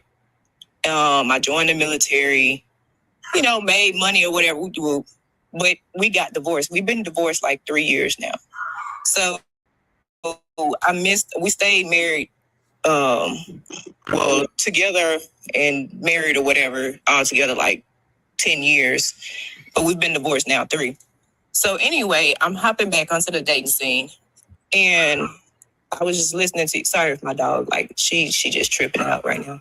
But anyway, it's like I'm trying to figure out what I like. The other girl earlier, she was saying like I don't know what I want.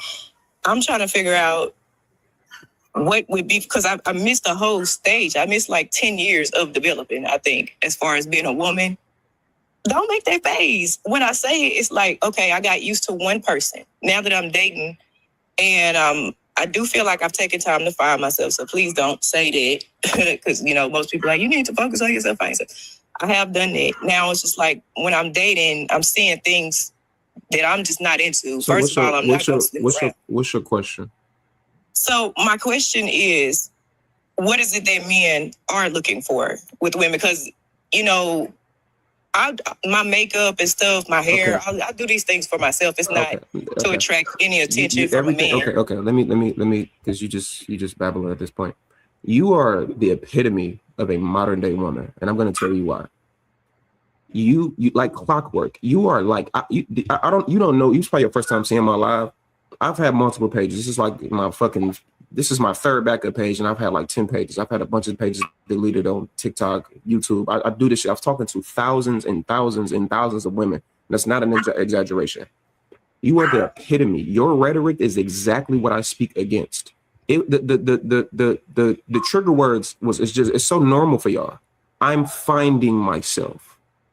I went through, I didn't go, I don't know what I want. I'm looking for, I don't know what men want. And I went through this, and I was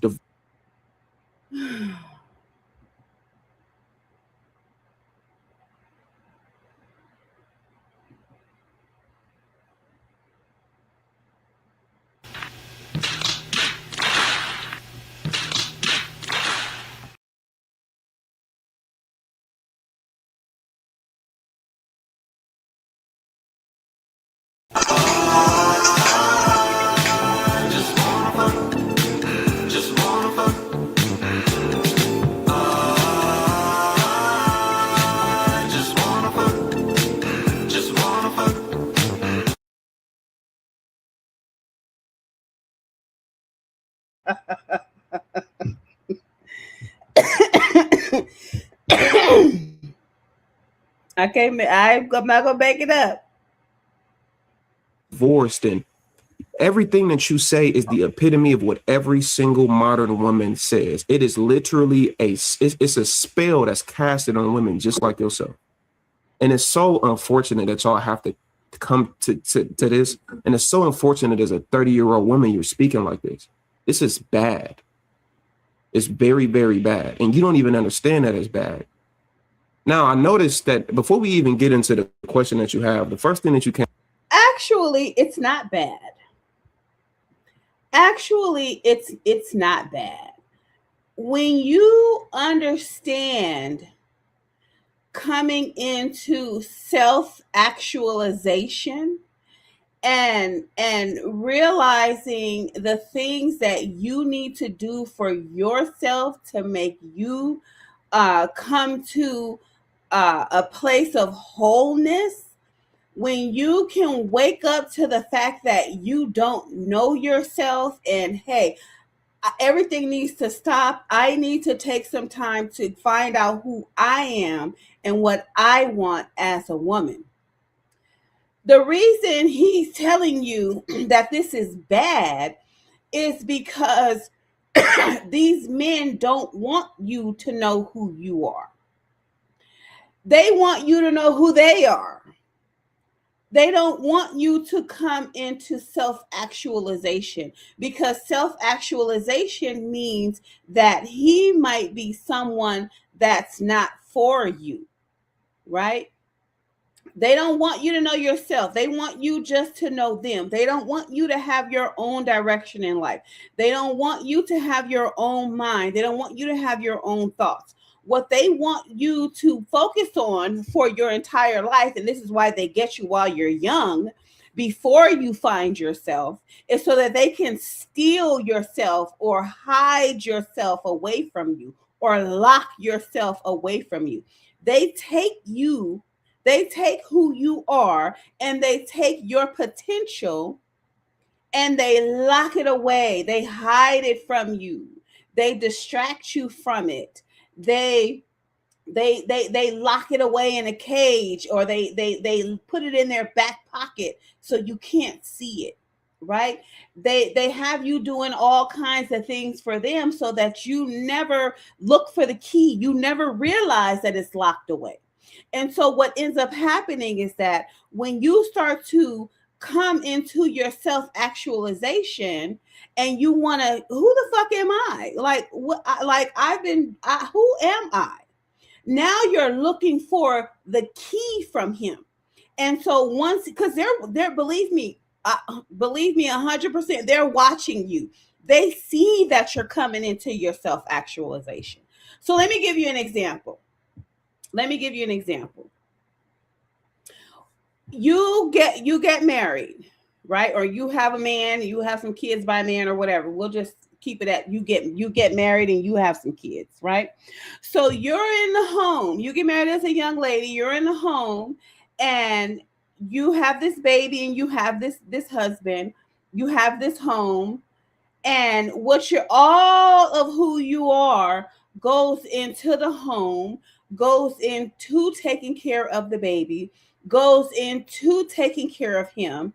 The only time you are outside of the home is if you're grocery shopping or clothes shopping for you and the baby, or picking up some things that your husband needs, and and then when he says, okay, get dressed, we'll go to the movies, or you ask him, honey, are you taking me out anywhere? Are we going anywhere this weekend? And he tells you no, or he tells you yeah, then you can get dressed up and go out. But if you get dressed up and go out on your own, then there's a problem, right? So you have learned not to do that, right? He doesn't want you looking your best while you're in the home or while you're away from him. He wants you looking your worst. He doesn't want you to wear your lashes. He doesn't want you to do your hair. He doesn't want you to put on something that makes you look cute. And if you do, you can only do it in the home, right?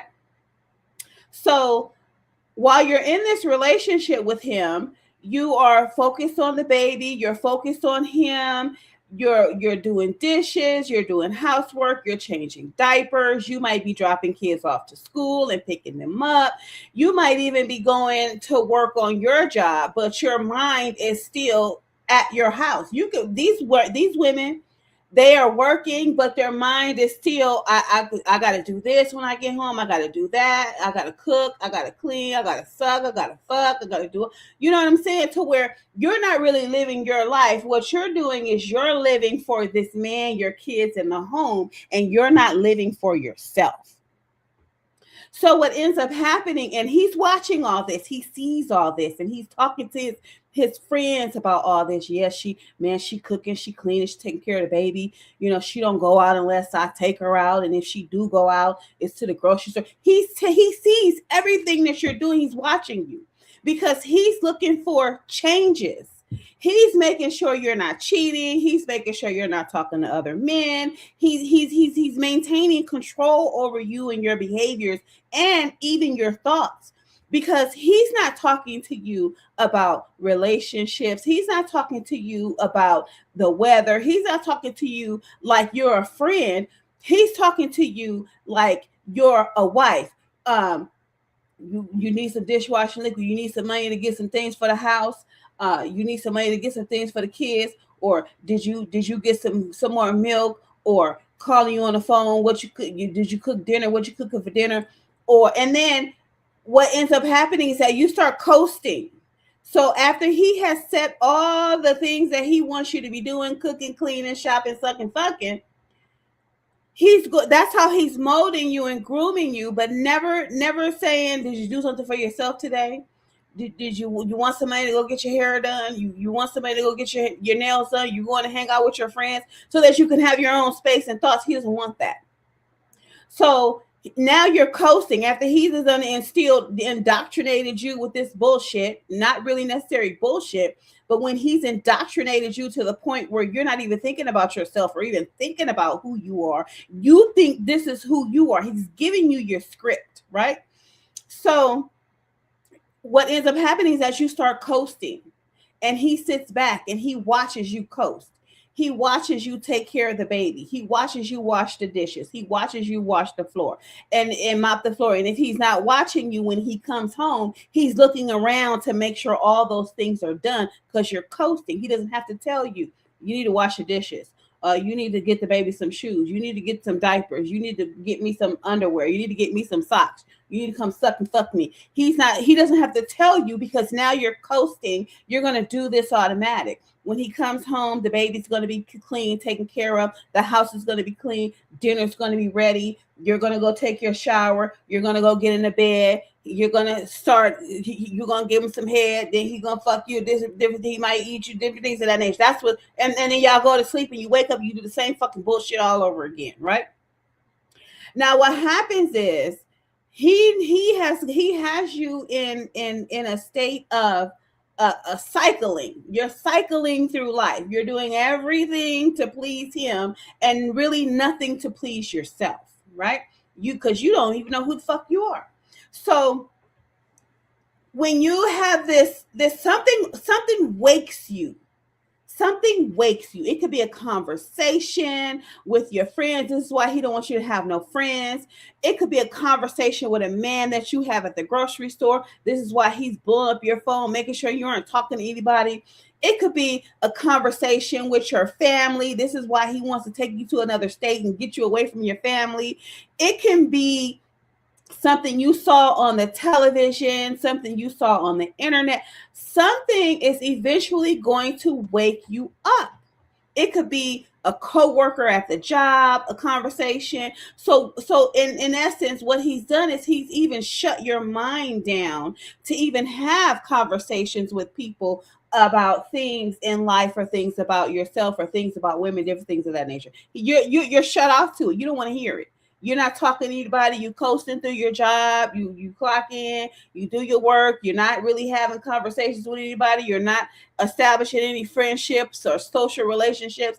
And so all your thoughts are on him, your house, and your family, never on yourself. Something wakes you up. And you'll be like, damn. It wakes you up to the point now you're watching him. You're watching him. You're like, the fuck? Like, wait a minute.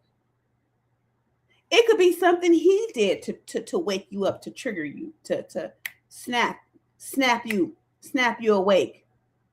And you're like, what the fuck? You actually look in the mirror and you be like, bitch, who are you? The fuck is going on here?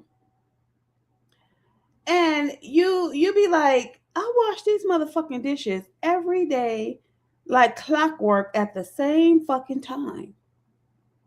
Dinner is ready every day when he comes home. It could be that he came home late one day, or that he came home late the entire week, or that he starts to go out on the weekends without you, or when he goes out now he came home late. This could wake you up, and you'll be like, what the fuck? And so then you'll probably start doing a little mini investigation, like, wait a minute. Let me see what's going on here. And you might find that girl's number in his phone, or you might find a text, because mind you, you're not looking. He appears to be faithful, so you don't even think about looking at his phone, right? Because he got you coasting just that much to where you're not even checking behind him. You're not even investigating and making sure he on his shit, making sure he keeping it 100. So then you're like, or it could just be simply like, I'm tired today. I don't even feel like fucking washing the dishes. And you don't wash the dishes, and he come home and he be like, damn, she didn't wash the dishes. He get on the phone immediately with his friends and be like, dude, I came home, she didn't wash the dishes. He gonna be like, uh-oh. He gonna get to talking with his friends. So now he's gonna be watching you. So you wash the dishes or whatever, you get up, you feel like you wash the dishes. Then you gonna be like, damn, I'm tired. I don't feel like fucking tonight. So you turn over and you be like, nah, this is you waking up. This is you waking up. Like, damn, I've been coasting and doing shit consistently and different things of that nature. Like, I'm fucking tired. I need some help because you're aging. Number one, you're aging. And your body is like, bitch, sit down. No, the fuck them dishes. Fuck them dishes. Not thinking that he's not gonna say anything, but he gonna be like, why you didn't wash the dishes? Or like, why you don't want to fuck tonight? Or like, why you didn't cook? Because I don't know, for some reason I'm just tired. You tired? Yeah, I'm just tired. He gonna respond in a way you don't expect him to respond, because you think he loves you. You think he's in love with you. You think he loves you. He care about you. You always got what you need and different things of that nature. He's always happy. He's not really saying. Soon as you don't do something that he feel like you supposed to be doing, or he trained you to do, he gonna turn on you. What the fuck you mean? You ain't feel like cooking. I'm hungry. Oh, you know what? Can you just make yourself a sandwich? Can you change the baby? What? Change the baby? I'm not changing shit. Like, what the fuck is you on? He gonna be like, what kind of time is you on? What, you don't want to be a wife no more? And you're gonna start, and then you're gonna really start thinking like, God damn. Out of this whole fucking 5 years, I've been the one doing this, and that. And then you gonna look in your closet and you're gonna be like, what the fuck is this? All I got is a bunch of fucking sweatpants and a gang of fucking baggy ass t-shirts. And I got a couple pair of jeans. And you be like, when the fuck do I get up and get dressed and go out and just do some things for myself? Never.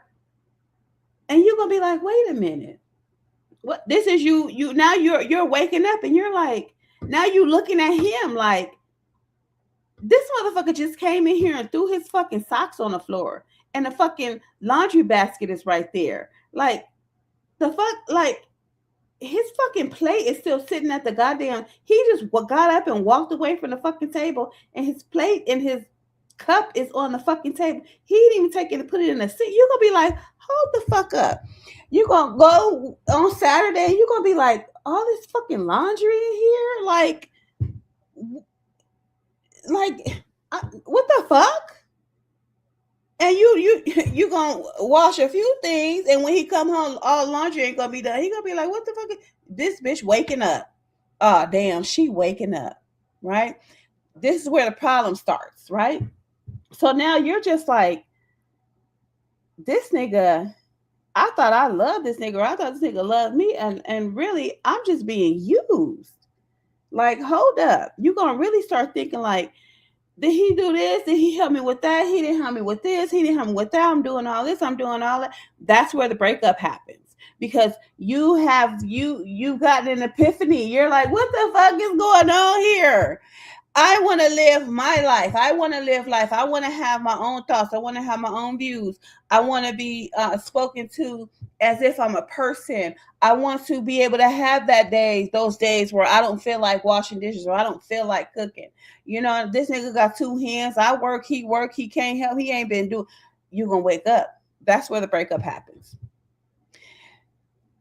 You're going to want to know who you are. What do you like? You're going to want to do things for yourself. You're going to, hey, not tonight. I don't feel like it, right? You're going to start saying no. You're going to start putting your foot down. You're going to start doing all kinds of things that make you happy and not so much him. So you're waking up and you're going to try to incorporate your awakening with him and what he wants and what he requires, but it's not going to work because he doesn't want you to wake up to yourself. That means he's losing 100% total control. So now you're looking for this key to unlock who you are and possibly get the fuck away from him.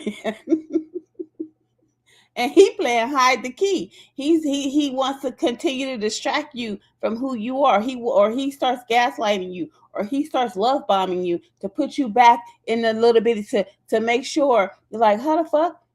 Some of this bitch done creeped out the box I had her in. Let me try to get her back in there, right? This is what this woman has described. This is what I see this woman saying when she got her divorce as a reason to why she got her divorce. But let's listen. I'm sorry, I just went on a little rant. I might have been babbling, who knows? But let's go. Came up here and you said you came up here because I was handsome, which I appreciate. And then you said that you listened to what I said, and then you said, oh, okay. So do you have a disagreement, or did you just say that just to say it?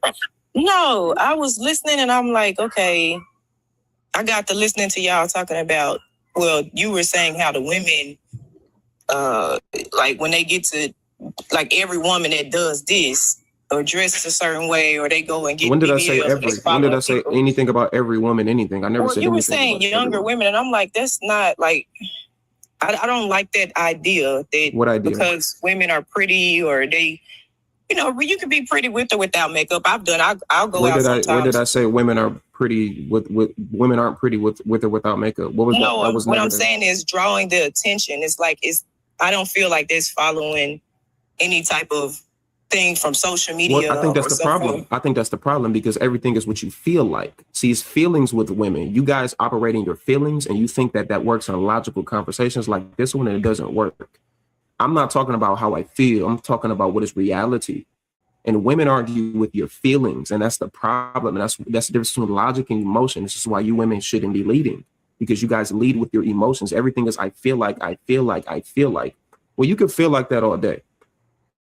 But the truth and the reality is, outside of what you feel like, the truth is, you wear makeup, you wear fake hair, you wear lashes, you wear all of these things for a multitude of reasons. But the main reason why you wear it is because you as a woman, whether you want to agree to it or not, you as a woman understand that your main trigger for a man is your attraction.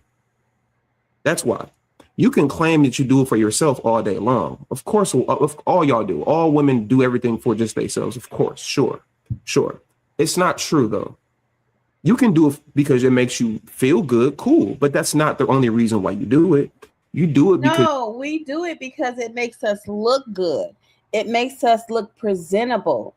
It makes us look kept, right? So a woman can wear no lashes, no wigs, and not wear tight jeans or a short skirt or anything like that, and look kept, as long as her hair is combed, her clothes are clean, and she's presentable for the outside world, right?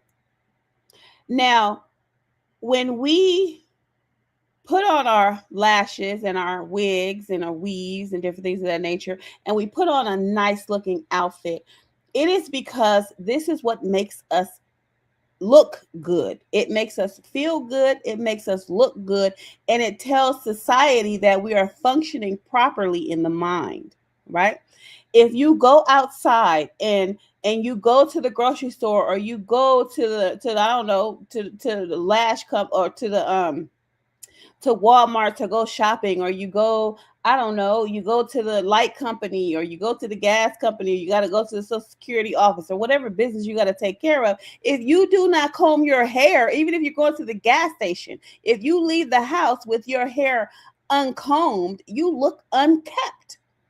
So society is all about looks, and looks says a lot about your mentality.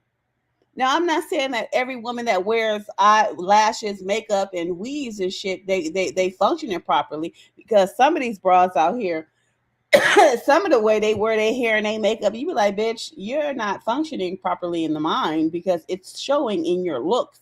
So basically, one of the things that we have to show that we are functioning properly mentally is the way we look. You see massive amounts of people that you can just tell that they have mental illness because of their appearance and because of the way they keep themselves.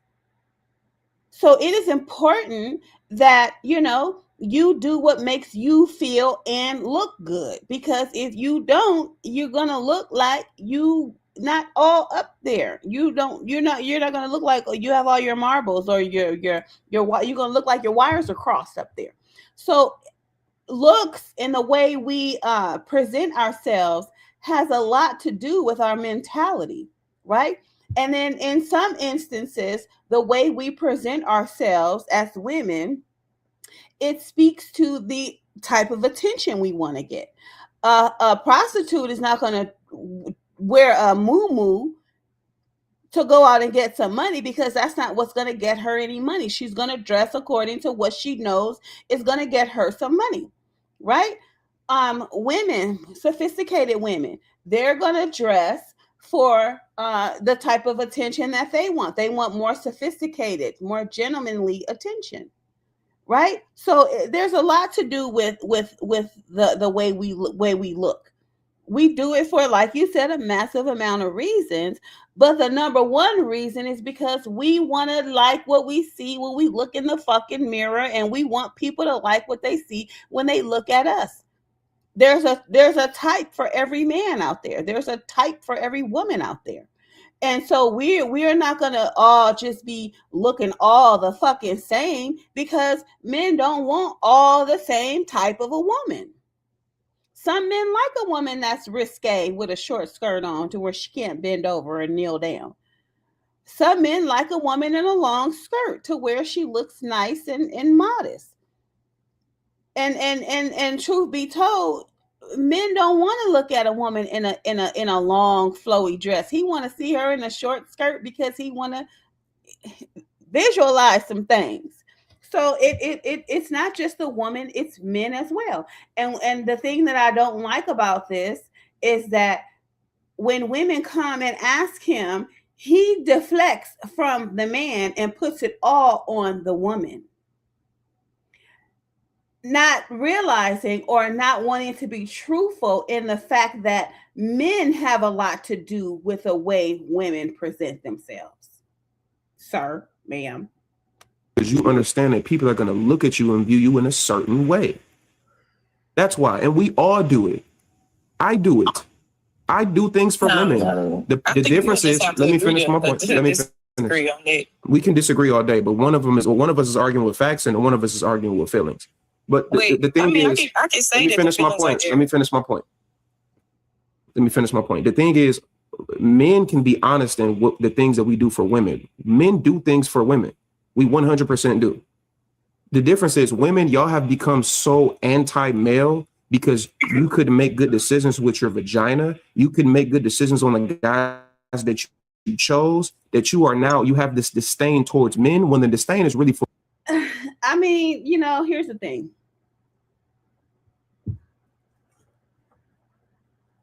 There's a such thing as playing the cards you have been dealt, right? There's a lot of talk about, what you're doing with your vagina, and the man that you chose, and the men that you choose. Let's look at that for a second. Because I distinctly remember in one of his videos saying that we want the hood niggas, we want the Pookies and the Ray Rays, different things of that nature. Let's unpack that for a short minute. If LaQuisha lives in the projects and Jaquan lives in the projects, we got a whole bunch of LaQuishas and a whole bunch of Jaquans in the projects. What in the fuck makes you think that LaQuisha is going to get a man that lives in the fucking suburbs? First of all, let's keep it 100. LaQuisha, whatever the fuck her name is, lives in the projects. Jaquan lives in the projects. What the fuck do you think Jaquan, what you think Jaquan is going to get a woman from the suburbs? No. The projects and the people in the projects are the cards that they have been dealt with. So yes, they are going to get with Jaquan because Jaquan comes from the same environment as her. This is the environmental cards that she has been dealt. Now, one of the ways that LaQuisha can get a man from the suburbs, LaQuisha is going to have to potentially educate herself, move out the projects into the suburbs to get Michael from the suburbs. And then Michael is still going to ask, where does LaQuisha come from? And as soon as LaQuisha tells Michael that she's from the projects, he's going to treat her like a project bitch. Sir, ma'am. So where you come from does matter, sir. LaQuisha can upgrade herself all day long. What needs to essentially take place is that the LaQuishas and the Jaquans are going to have to upgrade themselves out of the projects into the suburbs and still deal with one another. Sir, ma'am. That's just like these men say, once a hoe, always a hoe. You can't turn a hoe into a housewife. So you got a 304. She upgraded herself. She's not 304 anymore. She meets Stan from the suburbs because she done got herself in the suburbs. She done upgraded her life. She ain't 304 no more. Soon as Stan runs into somebody who knew that LaQuisha used to be a 304, Stan is going to turn on her and possibly leave her or start treating her like a 304.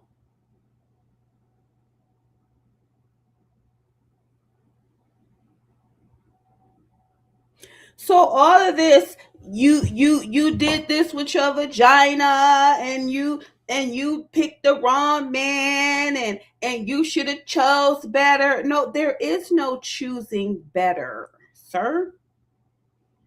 The only thing you can potentially do is choose Jaquan that came from the projects and went to college.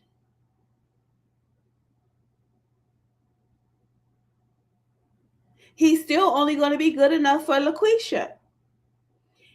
Now Jaquan, who goes to college, upgrades himself. I don't know, maybe he gets a scholarship. You play football. He might end up in the NFL, the NBA, I don't know, the hockey league, wherever the fuck it is.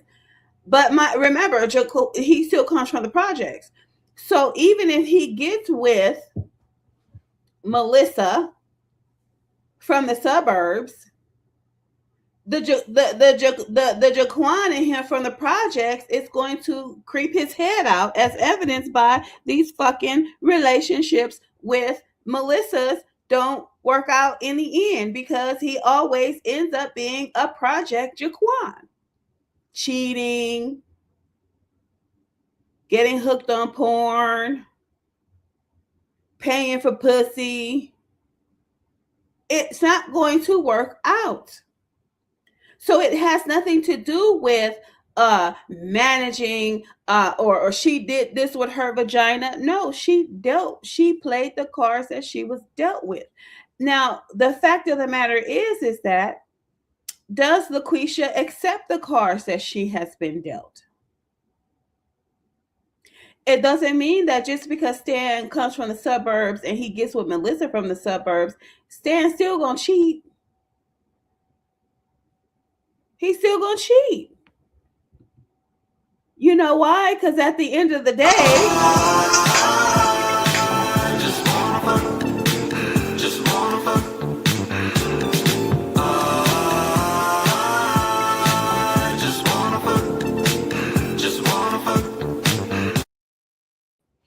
so the environment that we live in today is that everything is laid out on the table for us. And if you have the finances and the means to go get it, it's there for you. We don't have to depend on somebody to go do it for us, man and woman. If everything wasn't on the table and we had to go out there and play the fucking Hunger Games, things would be a lot different. If men were able to go out there and kill other men for fucking with his female or his wife or his woman or whatever, things would be a lot different.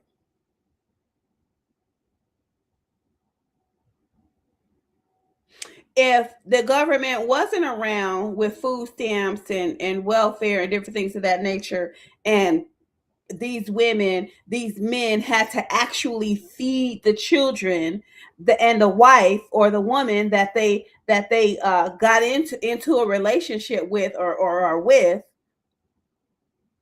it would be a totally different story. Because if we were playing the Hunger Games, there's no way that a man would be able to get a woman pregnant and not take care of her and that child. He would be ostracized by the other men in the community. Like, what the fuck are you doing? There would be no other woman that will fuck with him if he had a woman and he had a baby that he wasn't taking care of. She wouldn't fuck with him. It's the Hunger Games, baby. You can't have 10 different baby mamas unless you're taking care of all 10 and all them kids in your tent or wherever the fuck it is, your I don't know, your cave or wherever the fuck it is, you would be taking care of your kids in these Hunger Games in the woods somewhere. So it has nothing. So at the end of the day, you have to look at how society is, and you have to look at the cards you've been dealt. And so what's wrong with a woman saying, damn, I got some fucked up cards in here.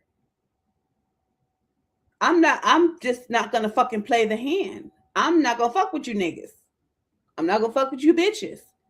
I'm just gonna be to myself and play my cards for myself. And if I want to go out and have relations, I'll go out and have relations and come back and close my fucking door. But I'm not going to bring somebody into my environment to use and abuse me and to hurt me and hurt my feelings over and over again, and then possibly bring me diseases and some fucking shit I can't get rid of that kills me, or I got to be taking medications for the rest of my life.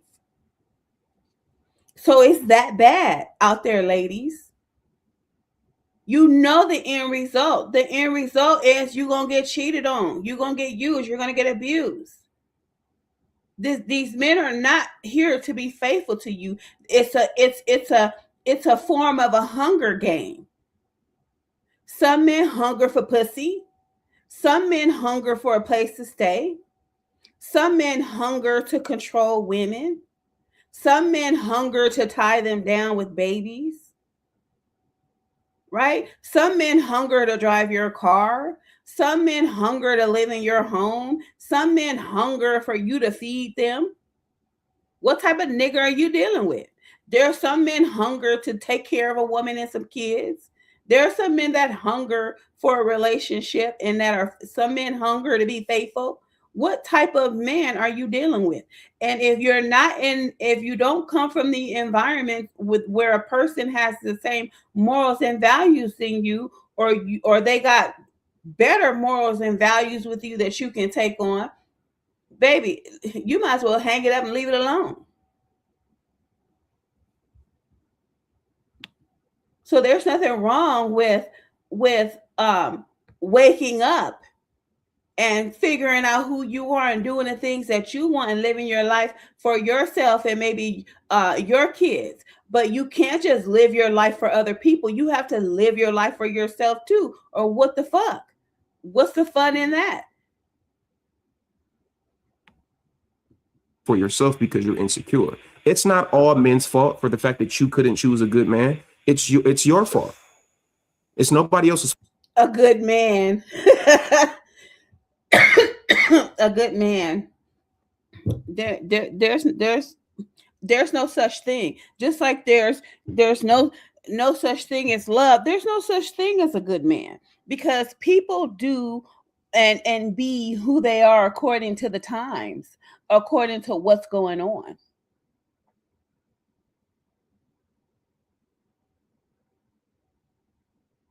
So if there was no porn, men wouldn't watch it because there'd be none. But it's available for men to watch it. So that's if it's trending, it's trending.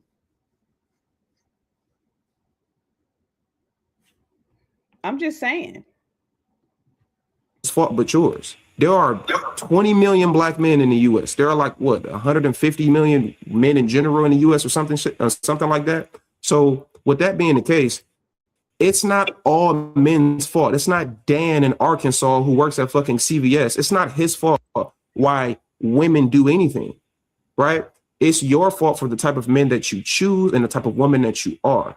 And that's why. So it really comes from everything that you're saying. That's why I want to correlate the conversation back to the original point, because I do want to answer your question. Everything that you're saying is the epitome of modern day women mentality and behavior. It's funny because when they say that modern day women mentality, if it was just a modern day woman mentality, there would be no such thing as feminism, my dear boy. Because in order for feminism to have come about, it means that there were women already with the mindset. We didn't just wake up one day and be like, "Oh, I think we're just going to be like this. We're going to let's do feminism because it's fun. I don't know. Let's be who we want to be because it's fun." No. Feminism came about because women have been talking to each other and thinking like this for decades before feminism. They just couldn't. They just had to wait, take some time, come up with a plan, come up with a solution to the motherfucking problem, sir. Women have this ain't no new modern day of thinking. No, what had to happen was they had to stop women from drinking themselves to death because they were in these miserable ass marriages. They had to wake up these women that was in these abusive relationships. The man come home, he mad at something that happened at work, or he mad because he couldn't fuck his secretary, so he want to come home and beat your ass on the strength that you didn't wash some dishes. You have to wake them women up. Like, bitch, wake up. We're about to stop this shit. What, you think women wasn't talking to each other back in the day? You don't think women had brains back in the day? No, they had plenty of brains. It was just, and they've always thought like we women of today think. That is where the fuck you think we got it from?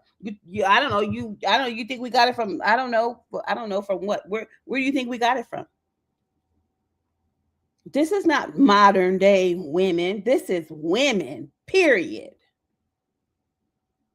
A lot of those housewives back in the day, they already had this shit in their mind. What the fuck? I gotta wash his motherfucking dishes all goddamn day, take care of these kids, and he go out and fuck his secretary, or you know what I'm saying? I don't know, he go out and fuck his best friend or some shit like that.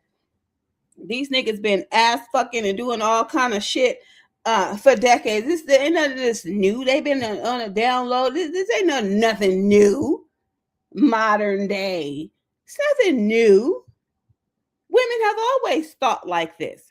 Just because your grandmama was not around when feminism came about, she would have been right there in the goddamn march.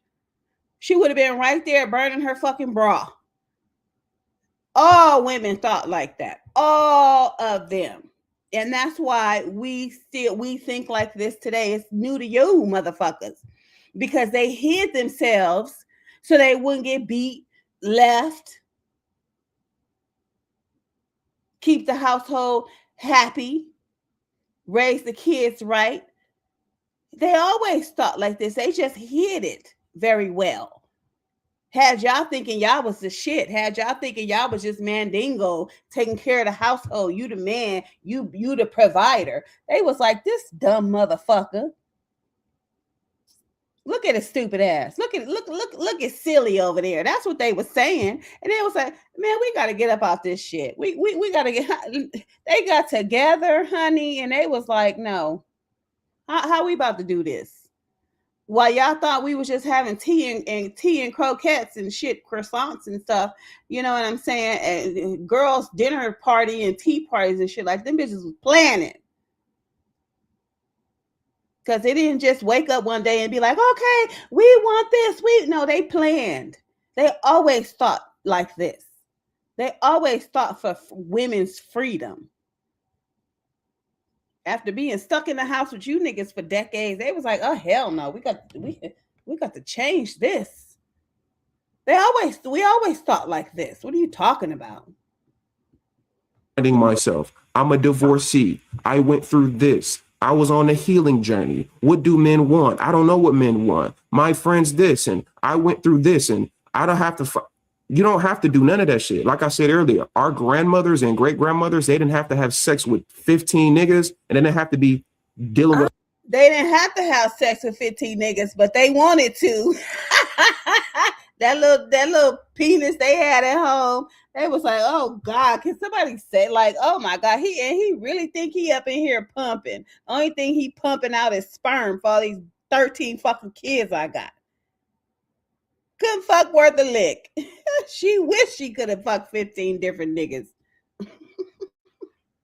With all these dudes to figure out what they were looking for to become a wife. They didn't have to do that. Women, let me finish what I'm trying to say, because you asked me a question and I'm answering it. Women did not have to, women's value is not based on experience and what you have to build. A woman's value is based on her purity and what she is withholding from a man. That's why. Do you know why women wear white during marriage or white in weddings? Do you know? You probably don't know. And it's okay if you don't. It's okay if you don't. I'm not trying to guilt trip you. I'm telling you because who doesn't know that? If you don't know that, has your head been under a rock?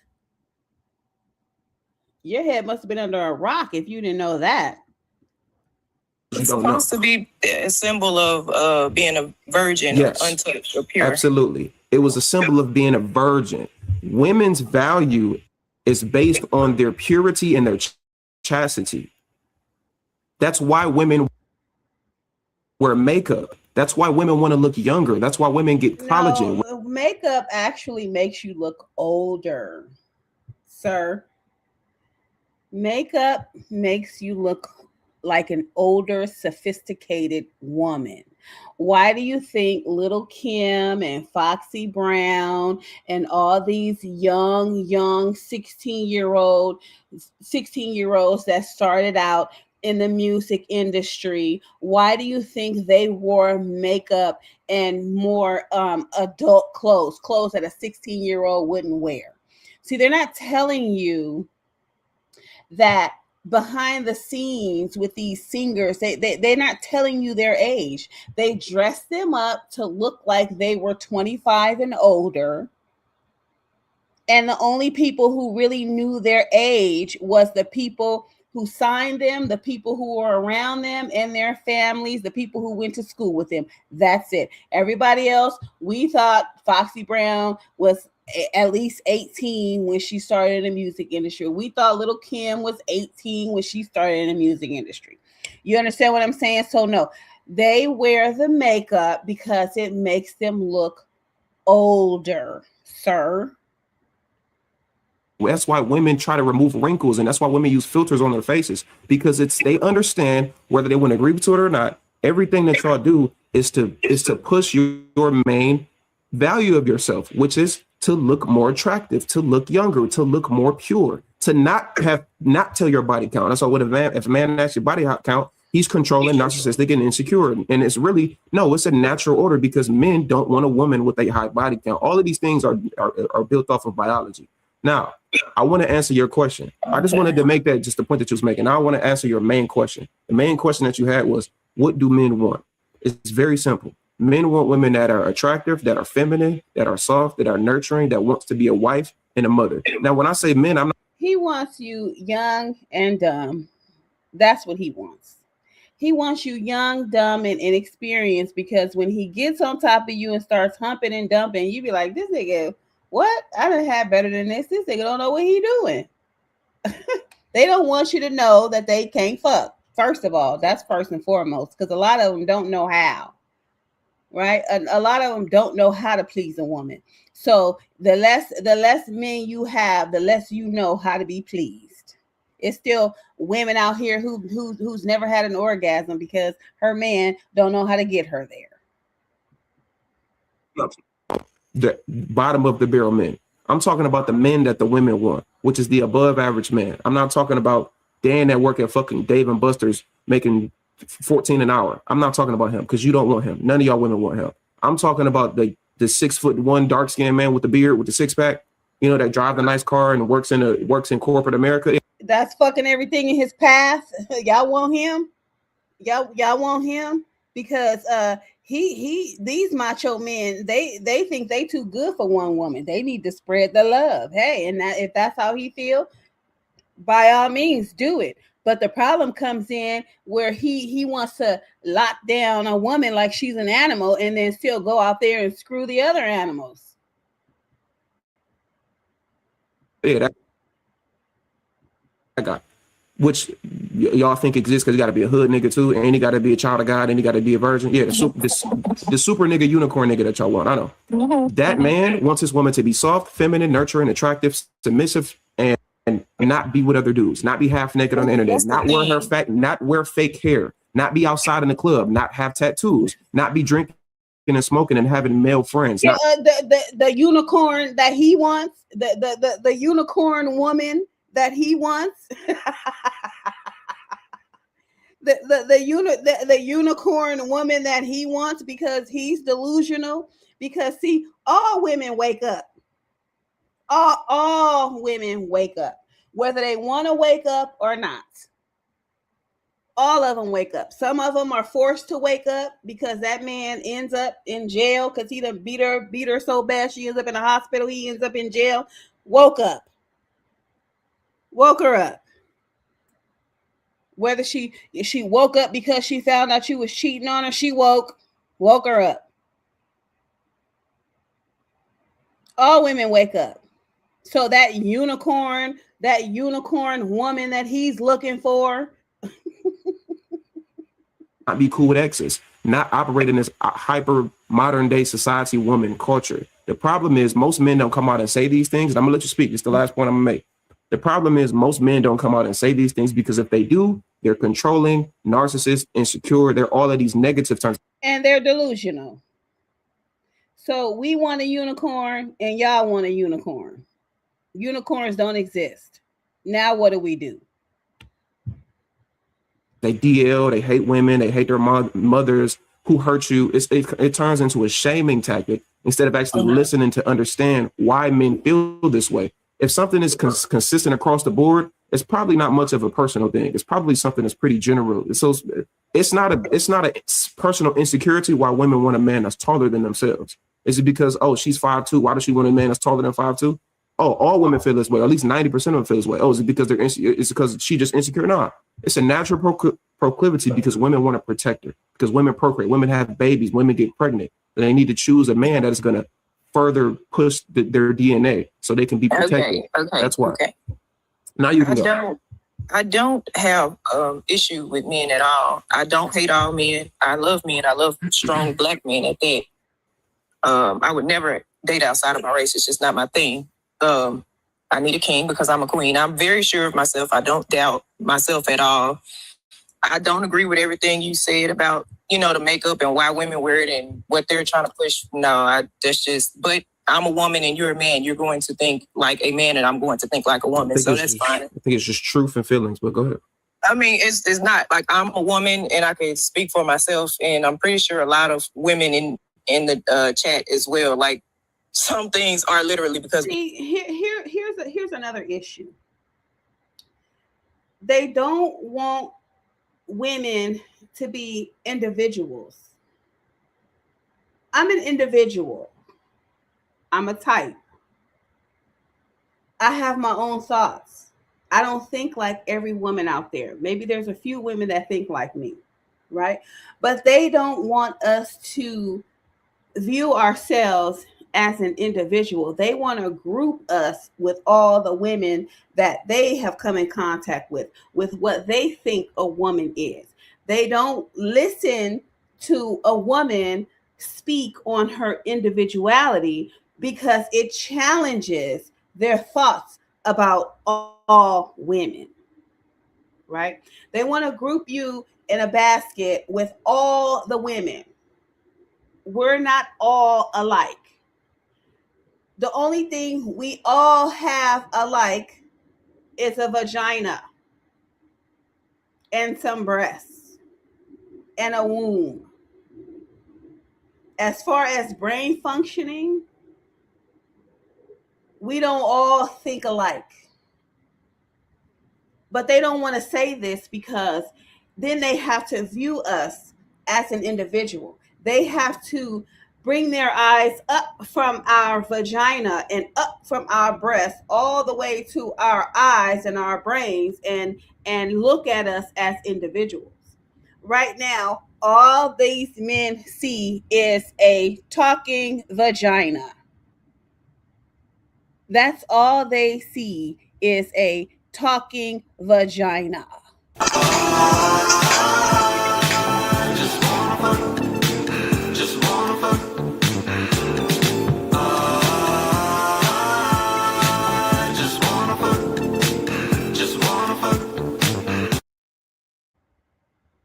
Sorry, right?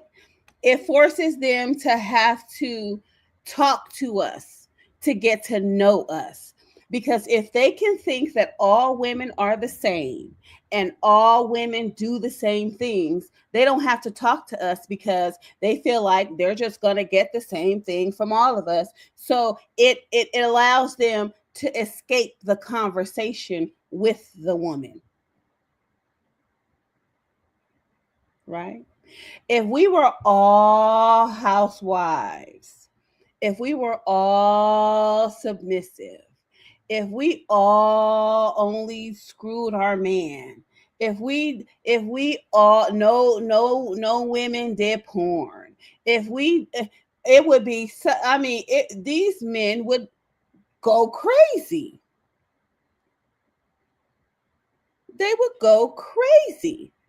Imagine all the women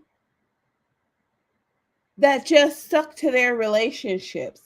All the women cooked and cleaned.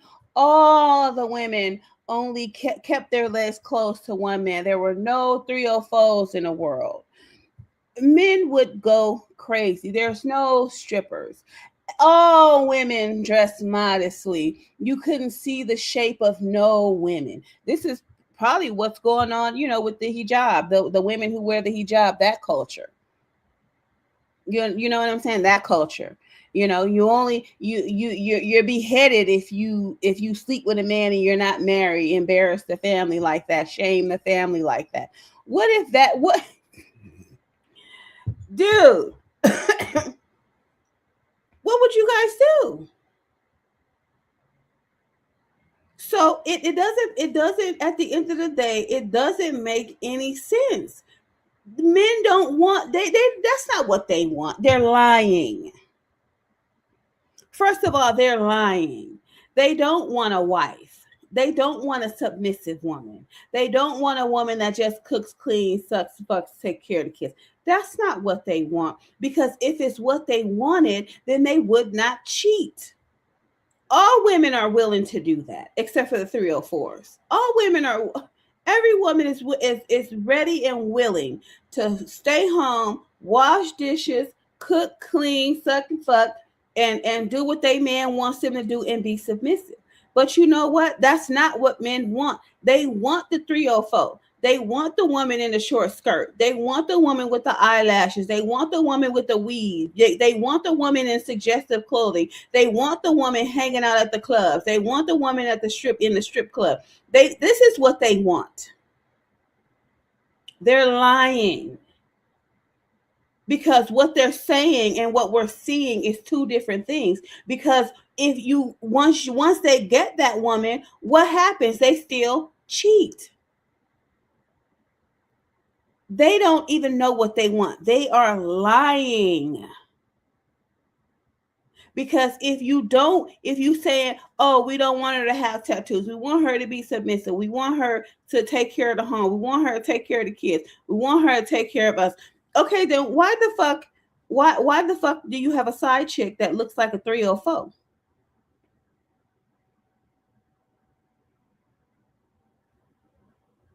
I'm not understanding. And then turn around and have the audacity to get her pregnant. What you're saying and what we're seeing is two different things. They're liars. They're lying. We want to do them. I mean, but back to my question, though, I feel like I did lose those 10 years being married because I got used to one person. Well, now that I'm dating, I'm starting. Why'd you divorce him? I divorced. I mean, we just kind of grew apart. He's still a great father. And right on the money, like clockwork. Why did you divorce him? Like clockwork, we grew apart. We outgrew each other. We did. We grew apart. I married at 19 years old. So why'd you divorce? We divorced. I mean, it was. Why did you divorce him? Because I know you divorced him. I rolled over in this bed I'm in now, and I looked over him and I said, he's not leading me.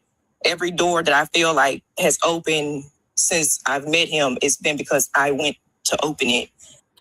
Okay, now this is the part, and then I gotta go. This is the part I wanted to really focus on, but I got sidetracked with the beginning because it was interesting. She said she turned over in bed and realized that he wasn't leading her. Now, the backstory to this is that she already had a child when she got with him. And her first baby daddy is in jail. So, oh no. That was another. I think that was the other girl. Yeah, that was the other girl. She had a baby. She was in high school, and she had two kids by this current guy. So let me listen a little bit more so I can jog my memory. Sorry, y'all. So I want a man that can lead me. I have no problem with being submissive to my husband and taking care of home. I have no problem working, putting in towards the marriage or anything. I don't have issues there. It just, why did you divorce him? I woke up and realized he's not going to get me further. I can't learn anything from him. Why did you divorce him? I just told you I didn't feel like he was leading me. Why did you divorce him? What does it say on paper? No, we had an agreed divorce. It say, Why did you divorce him? What does it say on paper? What are you asking me? I'm asking you a very simple question. All of this, you putting things in this like vague. Oh, there were doors that were open. Yeah, like it was. So why did you divorce him on paper? Why did you divorce him on paper? I mean, I don't really have a reason on paper. We had an agreed divorce. So why did you divorce him on paper? No cheating or nothing. You have to have a reason on why you divorce on paper. I'm in Texas. I ain't have no reason. We grew apart. Like, that's it. Like, so you went to the courthouse and you said we grew apart and that's it. You just walked off and the divorce was finalized. No. I submitted my package. Right. So what does it say on paper on why you divorced? We grew apart, literally. Like we wasn't compatible anymore. It's perfectly fine to not be compatible with a person anymore. I'm not arguing that it's not. I'm not arguing that it's not. I'm asking you what's on paper. You don't want to tell me, but go ahead. You can listen. What you saying? I'm telling you. We both agreed. Like. It's no such thing called a agreed divorce. One person wants it more than the other. Who filed, not who agreed to. Of course, he actually filed. He filed, but it was my idea, and eventually one day he just went and filed it because he got tired of hearing me asking for it. So he filed. Okay. Yeah. Right. So he divorced you. So why does it say? What does it say on paper for why he divorced you? It literally says we grew apart. It says we grew apart on paper. You don't have to have a reason. Like, nope, it wasn't I didn't divorce him because he was cheating. He didn't divorce me because I was a lousy wife. We grew apart. But that's not my, I don't really want to focus on that because that's not why I came on here. I came on here to ask you about, like, I know you came on here to ask me about what do men want in the future. No, what I'm saying is the man that I'm dating, I'm trying to figure out if it's something that I'm like, is it because I'm looking for this unicorn man or what? So, I dated. She said she grew apart. They grew apart. She said she woke up, she turned over in bed, woke up, and realized that this man wasn't leading her. She said that all the doors that were open to her, she opened them. She wasn't learning anything from him. And I'm kind of, she didn't say how old he was. I'm kind of wondering how old he was because, see, ladies, here's the thing. And she said they were together for 10 years. You know, they were together 10 years. They weren't married for 10 years, but they were together for 10 years, which means she got with him when she was 20, right? She got with him when she was 20. She got with him before her brain was fully developed, before she could get out in society and live a little to figure out who she was and what she wanted as a woman, right? I don't know how old he was, but I'm guessing he wasn't 20. Maybe he could have been 10 years older than her. He could have been, 5 years older than her. He could, that, what I'm saying, who knows? But it sounds to me like this man he was fatigued, right? He had already done his learning. He had already done his teaching of women, introducing women into new things. He had already opened all the doors that he could open for himself and maybe his past relationships. So he already knew that his life was exhausted already. He had exhausted all his resources. There were no more doors for him to open. There was nothing to teach her. He had teaching fatigue. So this is a younger woman in her 20s. She's looking for a man that's gonna open doors for her to walk through. Like, she shouldn't have to touch a doorknob, first of all, right? That goes metaphorically as well. When you're getting into new things into life, she shouldn't be the one touching the door handle to go to open the door. She shouldn't be finding the door, and she shouldn't be touching the door handle to open the door. He is supposed to be the one that's teaching her, introducing her to new things and opening doors for her.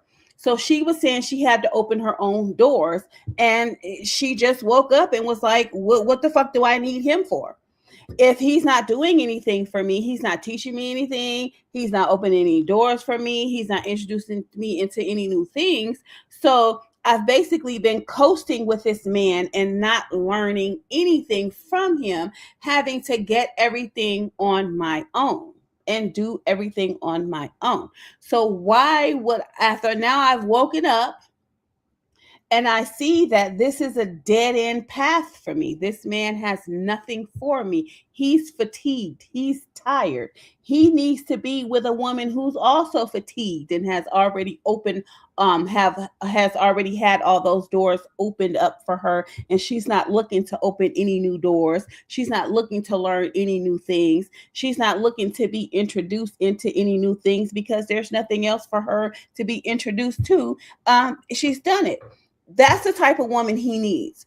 So she's woken up and now she wants to experience better things. She's 30 now, which means she only has 10 more years before she's deemed the wall, definitely. No, behind the wall now, so now she wants to find out who she is, and she wants to live a little more. There's more doors for her to open. She feels like there's another man that can teach her and open doors for her and different things of that nature. So why would she stay with a man who she feels she's not getting anything from? Who would do that? Who does that? Who does that? That's just like staying at a job that you can't benefit from.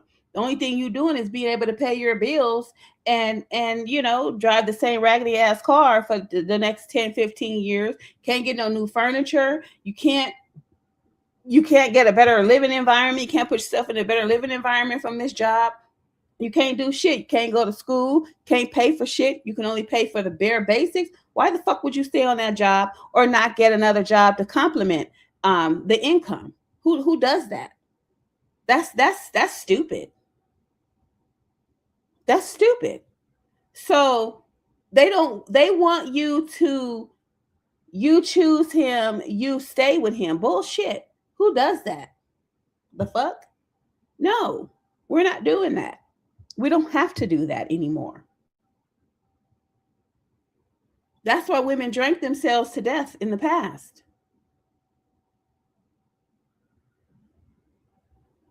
They felt life was over.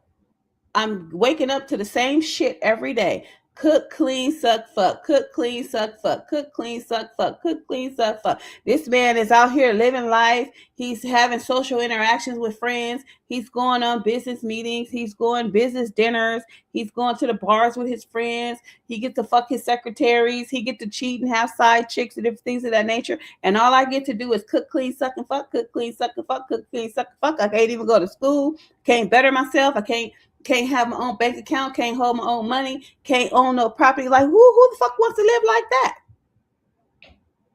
That's just stupid. Just stupid.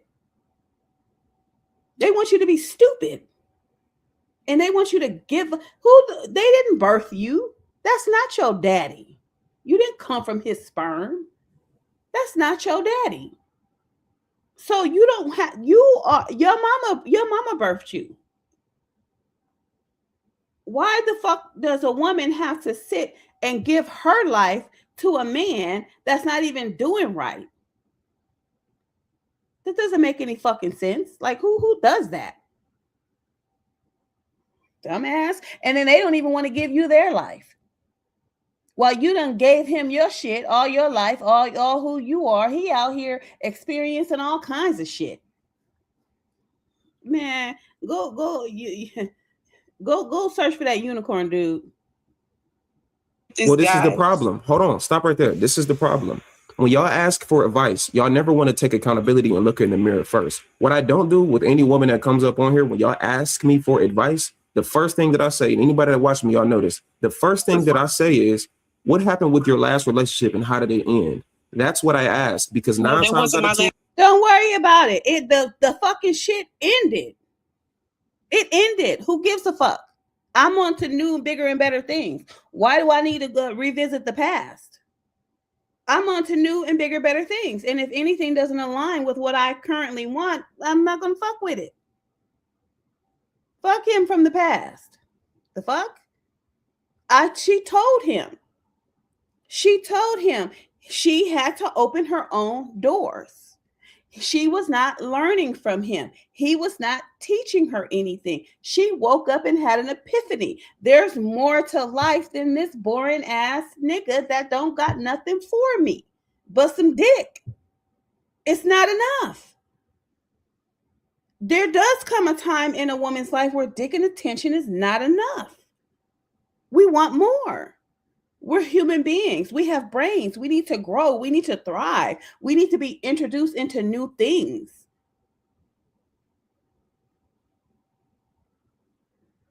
Same shit. Bitch look the same for 10 years because the nigga won't even let her put no fucking makeup on.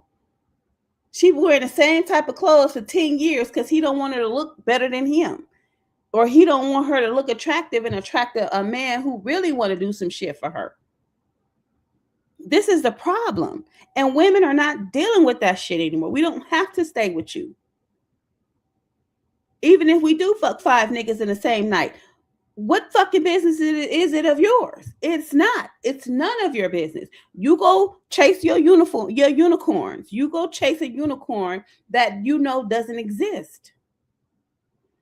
And if you do find that unicorn, you're only going to lock it down for a short time, as evidenced by the massive amount of women who file for divorce. Nigga, you're not it. And if I never find the nigga that is it, at least I won't be stuck with your stupid ass. I mean, you can't make it up. Relationship. Most people, okay, it was a 10-year relationship, and you used that as your example. You didn't mention any other relationship. You said I was in a 10-year relationship. I said I've been dating for the past 3 years. You said I was in a 10-year marriage, and I lost 10 years out dealing with this man, and I've been dating for the past 3 years. You've been dating for the past 3 years, and it hasn't worked out. No one has chosen you yet. No one wants to be with you. And the reason why, you said it yourself. I didn't say it. You said it. You said it was because you was in a 10-year relationship. So that's probably the reason. You have never actually went back and looked at that relationship and actually realized what were the things that happened and why it didn't work out. And the reasons why those things did not work out with that relationship is probably why you're going through what you're going through now. You have to look at your past relationship. Most people don't heal correctly from their last relationship because instead of taking account of, it kind of sounds like she doesn't have any healing to do. She is soul searching.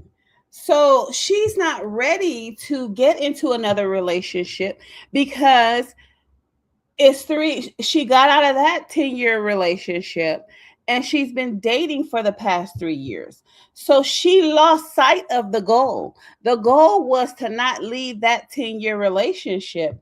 The goal was to leave that 10-year relationship and find out who you are as a woman.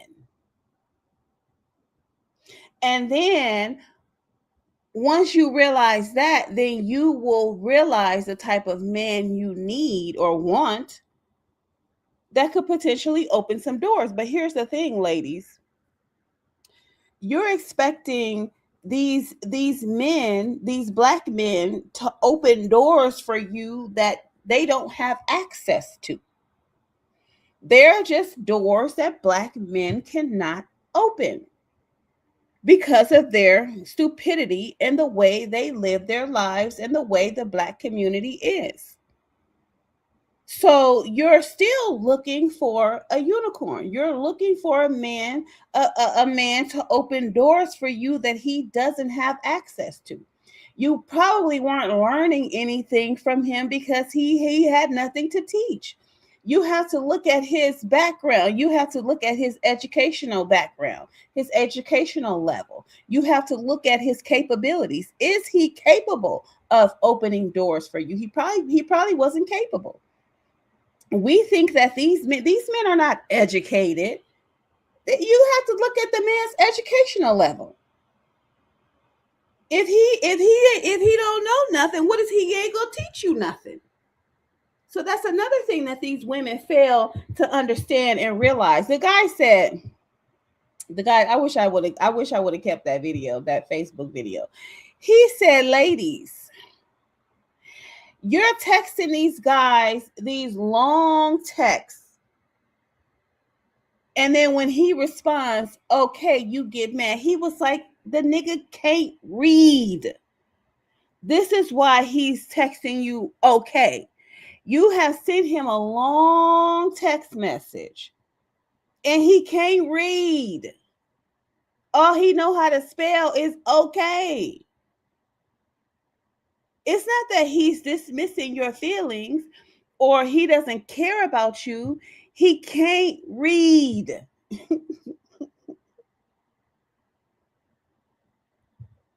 So when you're thinking these men are supposed to teach you something, first you got to find out what the fuck do they know? A lot of these men haven't even graduated high school. A lot of these men don't have jobs because they can't read. Remember, Floyd Mayweather can't read or couldn't read. I don't know if he can read now, but can't. I did a video on niggas not being able to read. You're expecting these men to open doors that they're not even capable of opening. They can open a book, but they can't do shit with the book because they can't read the motherfucker. That's first and foremost. So he can't lead you. Yeah, he can't lead you, bitch. He can't lead himself. That's why you're leading, because he can't. That's why you're opening the doors, because he can't. He is incapable. What was his educational level? See, they play a good game of hide and seek. They play a good game of hide. They hide who they really are. Because if we knew who they really were, they wouldn't get no pussy. They wouldn't get no pussy. And you need to really be skeptical of when these men do want to marry you. Why? Especially if he's not a mid or top tier man. Why does he want to marry you? I guess we're gonna have to do reading tests in this motherfucker as a criteria to be our men. Nigga, read this first and tell me what it means. I mean, it is what it is. But these men, baby girl, we got expectations on them, and we don't even know what their capabilities are. So anyway, I gotta go.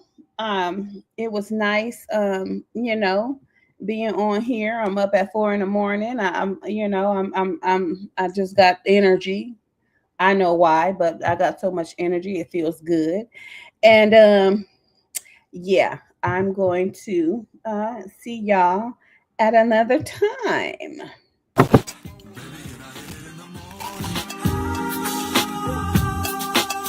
can I hit it in the evening?